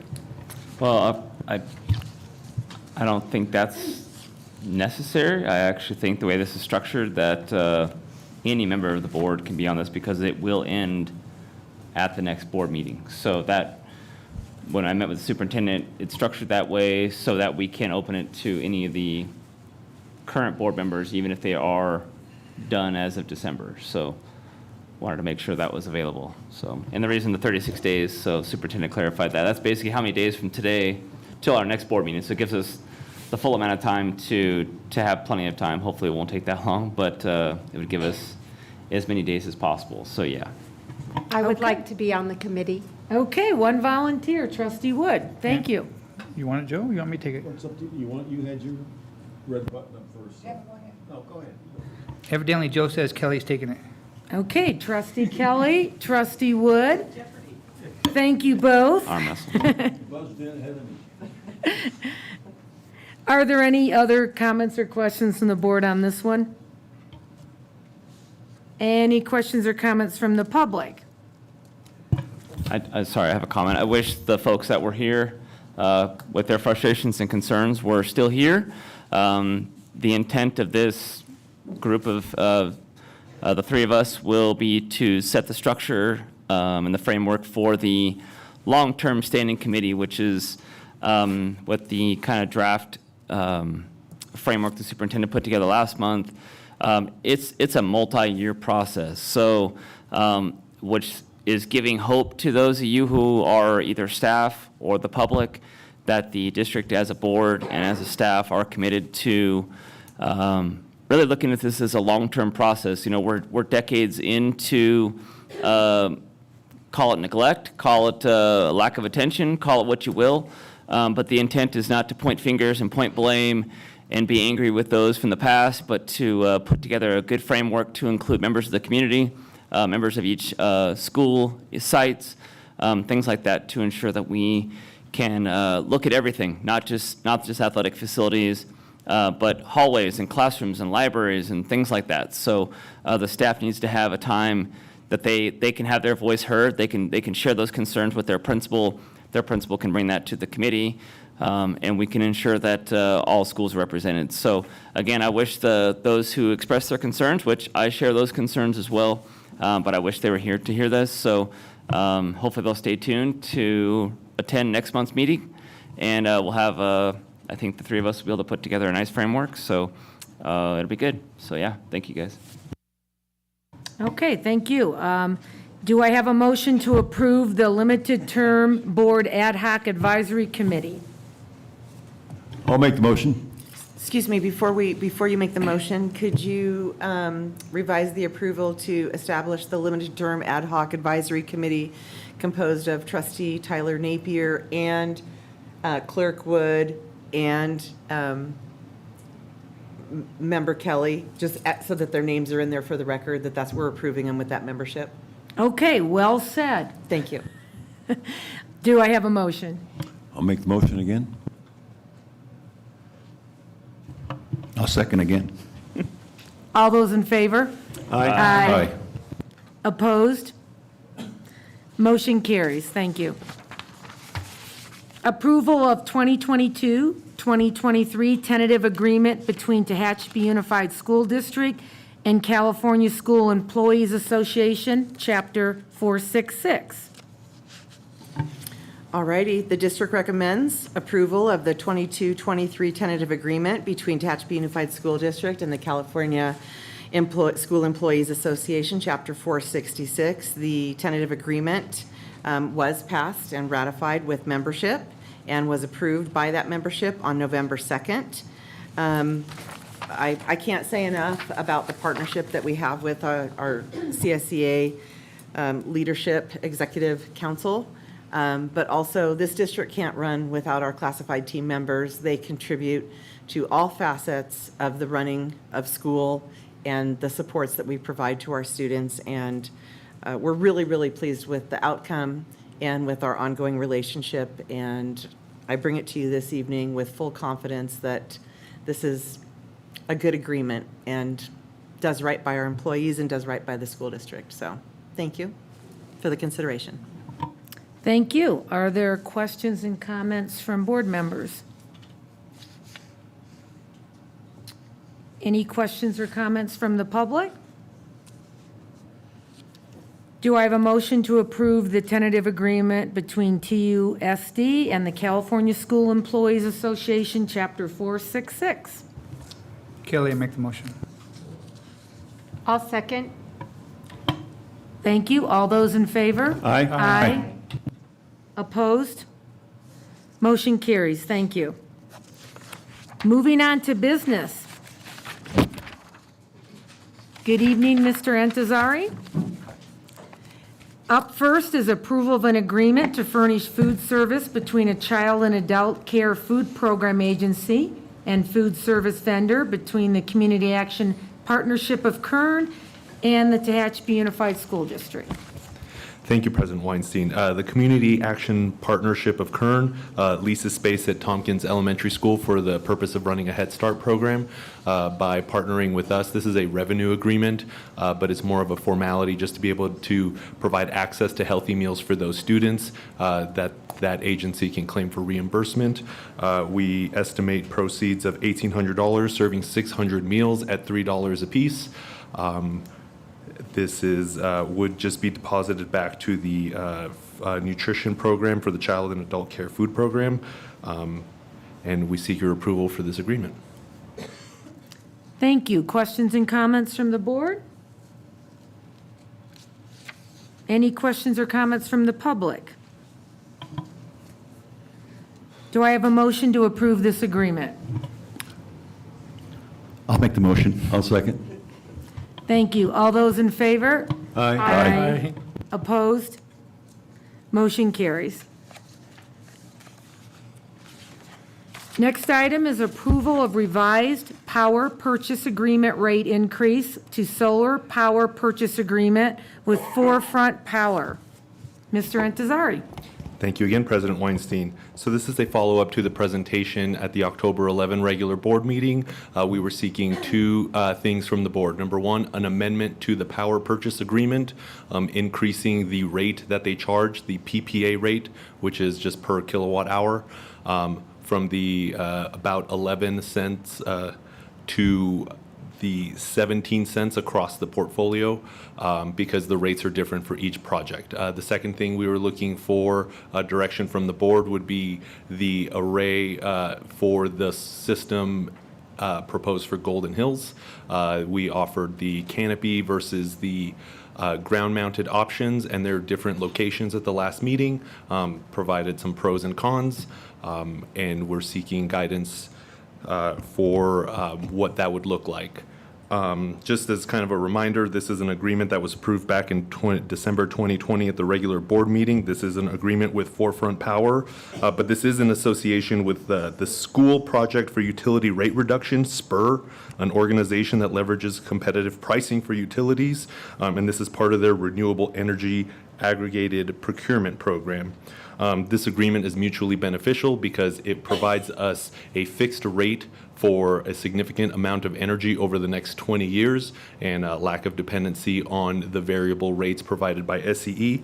I've invited Mr. Kevin Flanagan, program manager for SPUR, to provide a bit of information as to what they do and why this could be beneficial for the district. And he's aware. It needs to be brief. Good evening. Thank you for your patience tonight. You're welcome, and thank you for having me here tonight. As Hojat mentioned, I'm from SPUR, so we are a buying consortium of hundreds of school districts across the state. I have a lot of experience in the solar kind of consulting world. I'm familiar with these projects. And as Hojat mentioned, I'm not representing the contractor here. What I'm here to do tonight is just be a resource to you all to answer your questions, help you understand what's going on, maybe provide some refreshers on the project itself or the benefits of the project itself, and really just be a resource to you to answer questions. Thank you. I have a couple questions. What is a DSA number? So DSA is the Division of State Architect, which is the authority, the state authority that oversees construction of projects on school facilities. The DSA number is just a number that DSA assigns to a project when it goes through their review process. I understand this agreement is that the district will receive electricity cheaper than we would going through a commercial source, but there are costs associated for the infrastructure that haven't been provided to the board, and we have a 20-year agreement. Do you have an estimate of what those costs would be? Yeah, so I could provide a quick refresher on just the structure of the contract here. So what this is, it's a power purchase agreement. So it's a little bit different than what you're used to for other sort of capital investments at the school district.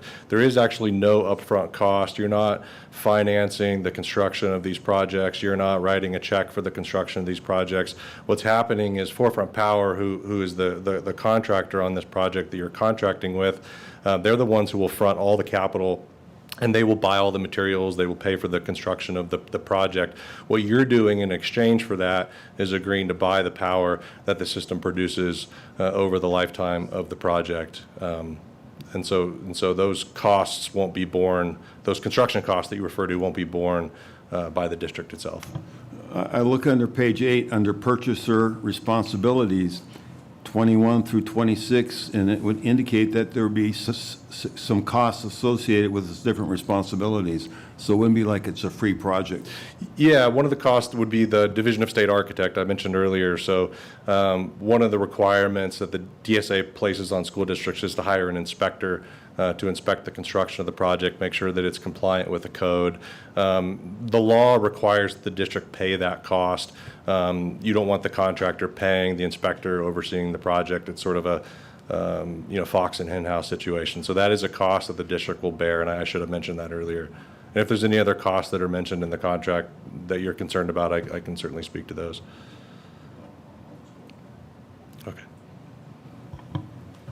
Any other questions or comments from the board? I have a question for Mr. Are there any other questions for this gentleman before he? Okay, thank you, sir. Thank you. Page 5.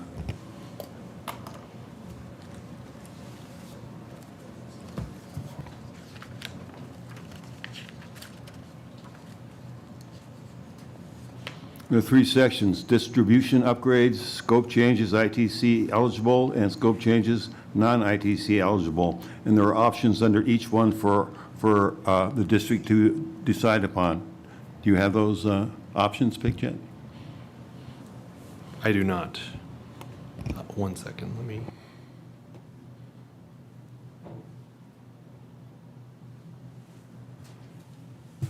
Because they could bear costs.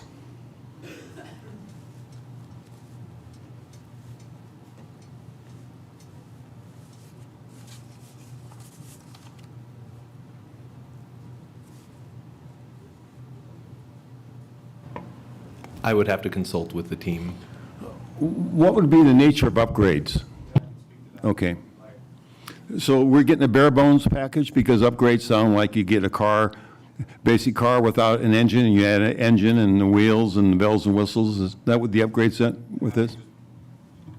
Having just purchased a car, I sympathize with the analogy that you're presenting here, but no, that's not the case. So one of the things that happens with solar projects, as you know, this project will be built on your campus, but it will also be connected into the Southern California Edison grid, right? And so one of the things that Edison will have to do, that they're required to do, is to study the project before they agree to energize it. They want to make sure that it's safe, that their grid on the other side of your meter has the capability to safely accept the energy that will be delivered to the grid in certain circumstances. So one of the things that happens as a result of that study process is that Southern California Edison, the utility, may identify costs that are required to upgrade their grid to accommodate the system.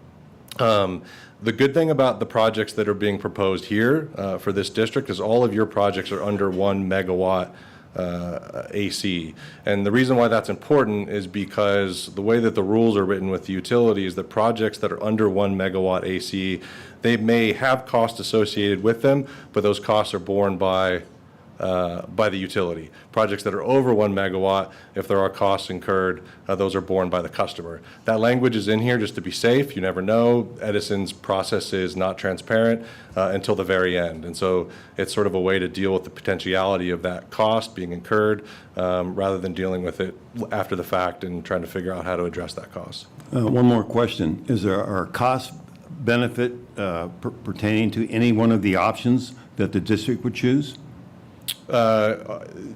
Pertaining to like Edison upgrade costs? No, we have distribution upgrades, we have 3 options, and we have 2 options for scope changes, ITC eligible, and 2 for, is there a cost benefit for any of those for the district? Yeah, it's a great question. So yeah, if any costs are identified that are not currently in scope, basically these are potential change orders, right? On any sort of construction project, you might have change orders. So this section of the contract deals with, okay, if a change order is identified, and maybe it's a change order that's forced by the utility, or maybe it's a change order that the district wants, right? Maybe the district wants to move an array from here to there, and that changes the cost of the project. This section of the contract just really kind of deals with, okay, how are we going to deal with those costs? The district has the option to either pay those costs out of pocket, maybe you have a capital budget and you want to pay for that, or you can roll those costs into the PPA and sort of finance it through the PPA, which would incur a slight increase to the PPA rate. At that time, if those costs are incurred and arise on the project, the district would of course be presented with a cost-benefit analysis to show you the capital cost, the impact on the project economics, and sort of lay out all the options for the district at that time. And that would be done with the contractor. And I'd be happy to come back and speak to that as well. So there are actual costs out of pocket for this project, other than just signing up and getting cheaper electricity? The only cost that the district's going to pay out of pocket, as I mentioned earlier, is the Division of State Architect inspector costs, which I should have mentioned, and they should be, so it's not free out of cost, but, it's a multi-million-dollar project that the district's receiving without making a capital investment or using bond dollars to deploy. And they're not to start, if we give approval, they're not to start till 540 days, and then online 180 days after that? Yeah, so there's 2 major project milestones listed in the contract. One is start construction, as you identified, and the second is finish construction. And then if those milestones aren't met, there's a whole process sort of laid out in there for liquidated damages and how the district can be compensated, right? Because the longer these projects are online, the longer you're still buying power from Edison, which is more expensive. You're welcome. Good questions. Thank you. Any additional questions? I have a comment.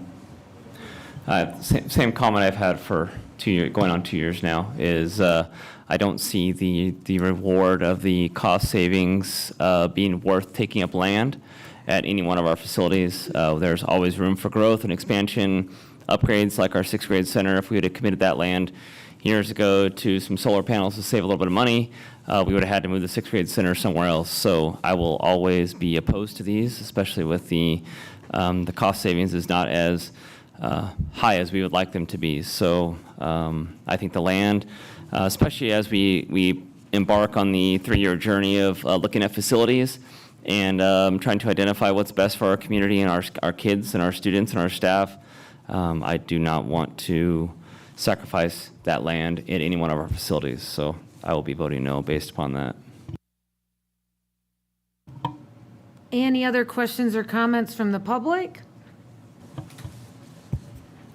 Is there a motion to approve the revised power purchase agreement rate increase to solar power agreement with Forefront Power? I'll make the motion. I'll second. Thank you. All those in favor? Aye. Opposed? No.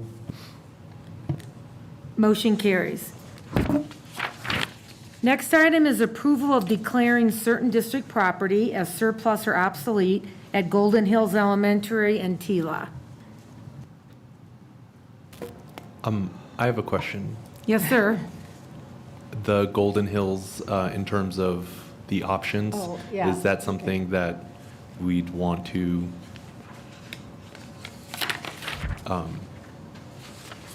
say that We again, didn't Mr. address. Intezari? So one of the items that we were looking for input from the board, and I'm not sure if this was maybe facilitated properly, was we do have two options, the canopy versus the ground mount. So the canopy would be kind of like what you oversee over parking, but perhaps because of there were these two things and we had one item. Yeah, that's not on here, the agenda. This was the purchase agreement rate increase. Okay, so we feel can like just at a future. it though. Is it going to be additional item, or? No, because Okay. it's not on the agenda. Gotcha. But Mr. Intezari and I will clarify, but this was part of our conversation last week of what I was trying to clarify. But now he gets it. Hooray! Okay, This is a hooray, we can This is a move hooray. on. Okay, Yeah. We're on the um, same page now, right? Very okay, much so. so, moving on then, approval of declaring certain district property as surplus or obsolete, Mr. Intezari. Thank you very much, President Weinstein. Golden Hills Elementary and Tila are looking to dispose of a piano that is no longer operational and a refrigerator, and we seek your approval to declare them surplus and dispose of properly. Any comments, questions from the board? Comments, questions from the public? Do I have a motion to declare this property as surplus or obsolete? I'll make the motion. I'll second. Thank you. This is a roll call vote. Mrs. Amaker? President Weinstein, Aye. Vice President Wallach, Aye. Clerk Wood, Aye. Trustee Kelly? Aye. Trustee Napier? Aye. Trustee Scott? Aye. Thank you. Motion carries. And thank you, Mr. Intezari. Now moving Thank you on very to much. personnel matters, and Dr. Romero. The first thing up is a first read information item for a job description for Student Information System Manager.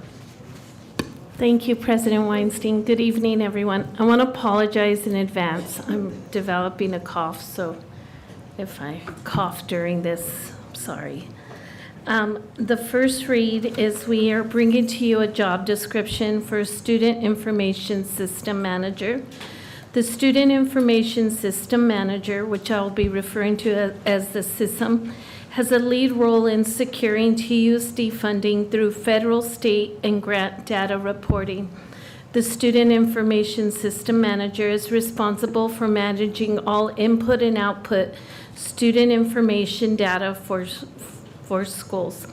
This position requires an active learner who will keep abreast of new and ever-changing data reporting regulations. Accuracy with data is critical for district funding purposes. The system is also responsible for overseeing registering/withdrawing students from our database, maintaining accurate student records in the system, and coordinating information with various stakeholders to meet important enrollment, attendance, and achievement goals. We want to create stability for this position so that the district can ensure 100% of students are scheduled correctly in our student database to meet 1, enrollment targets, 2, to support attendance and grade functionality to meet goals, and 3, to keep clean student records. The system would replace the recently vacated data technician position whose job description does not align with the district's current needs and reporting mandates. Due to the data technician position being recently vacated, it is the ideal time to transition to a job description that truly reflects the duties, knowledge, and experiences that are needed while offering a competitive salary for retention purposes. The last data technician job description revision was board approved in 2008. If the proposed classified salary schedule included in the CSCA tentative agreement is approved by the board, the data technician's pay range would be $45,581 to $59,340 per year.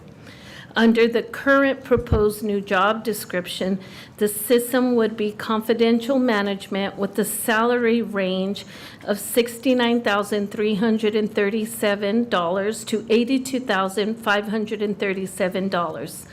The proposed system job description encompasses and requires more knowledge and skill level than the current position. Thank you. This is information, but now would be a good time if there's any questions, comments, additions to the description. When would this job start?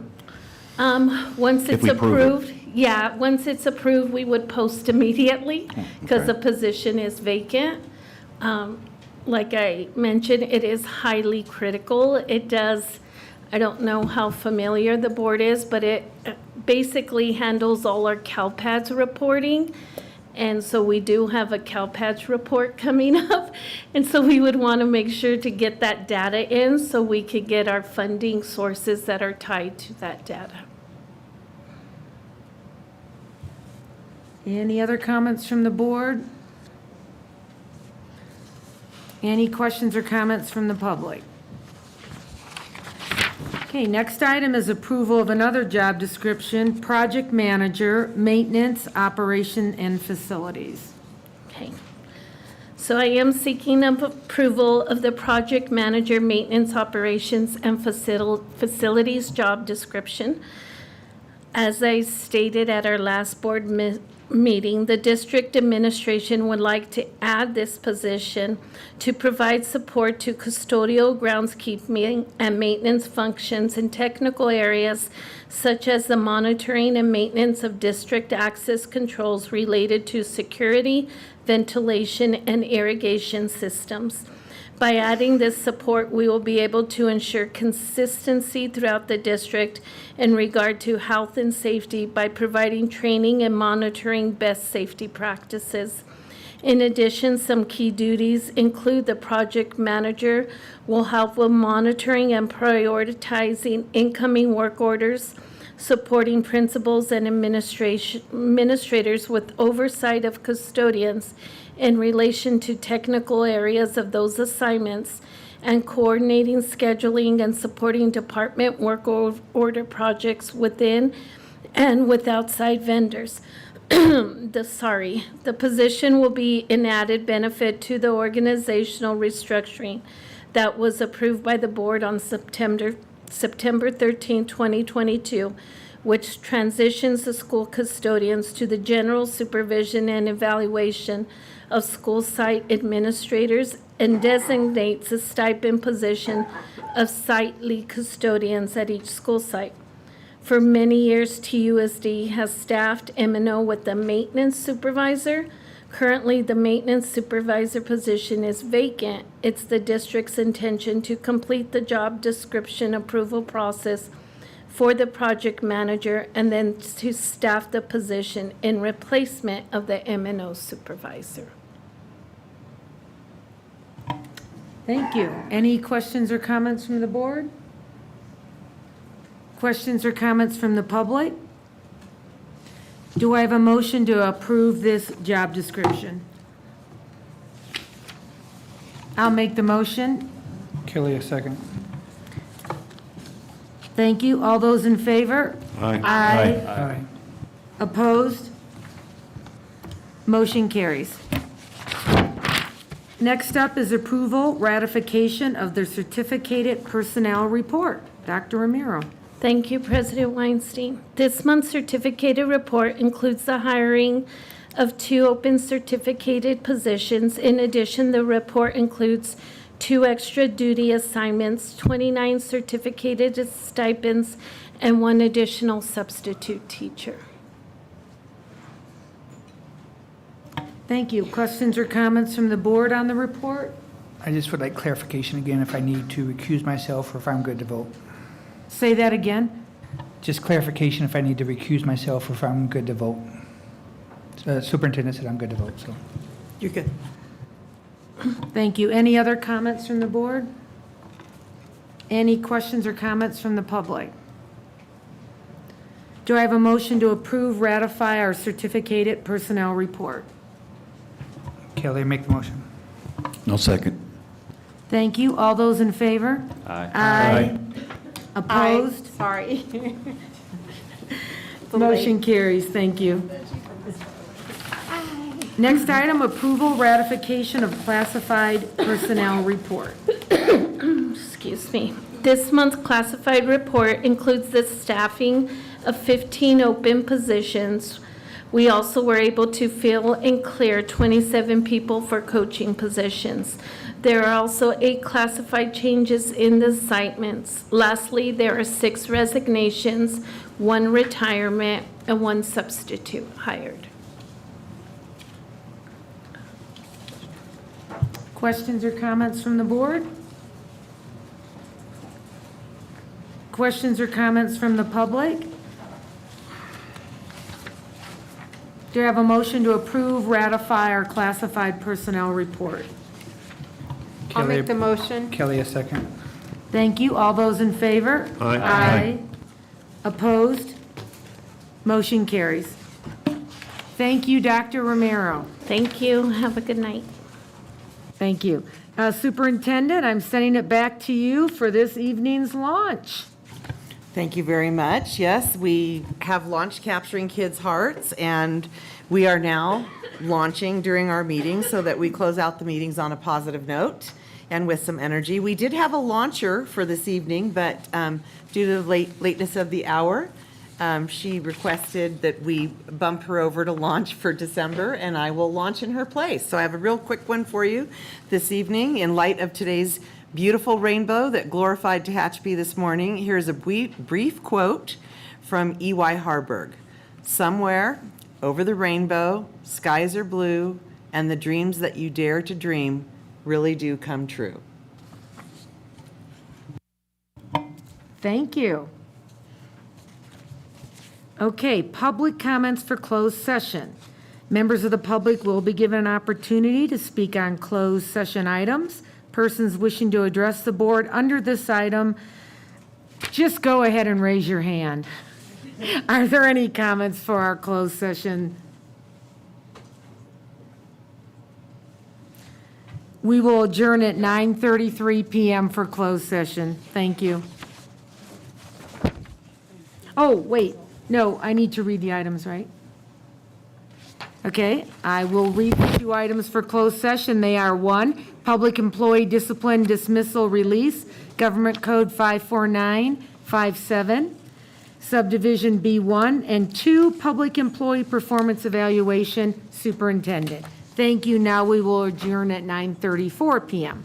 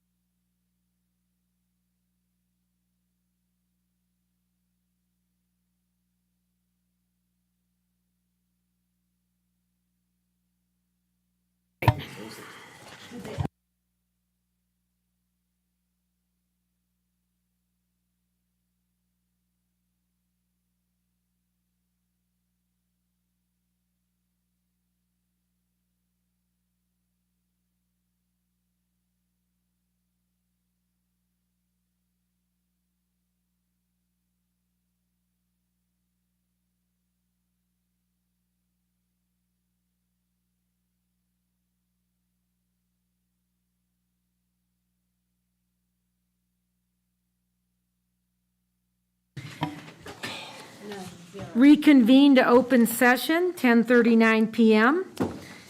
There is nothing to report out from closed session at this time. There being no further business for the board this evening, the meeting is adjourned at 10:39 PM. Thank you and have a good evening. Thank you. Have a good night.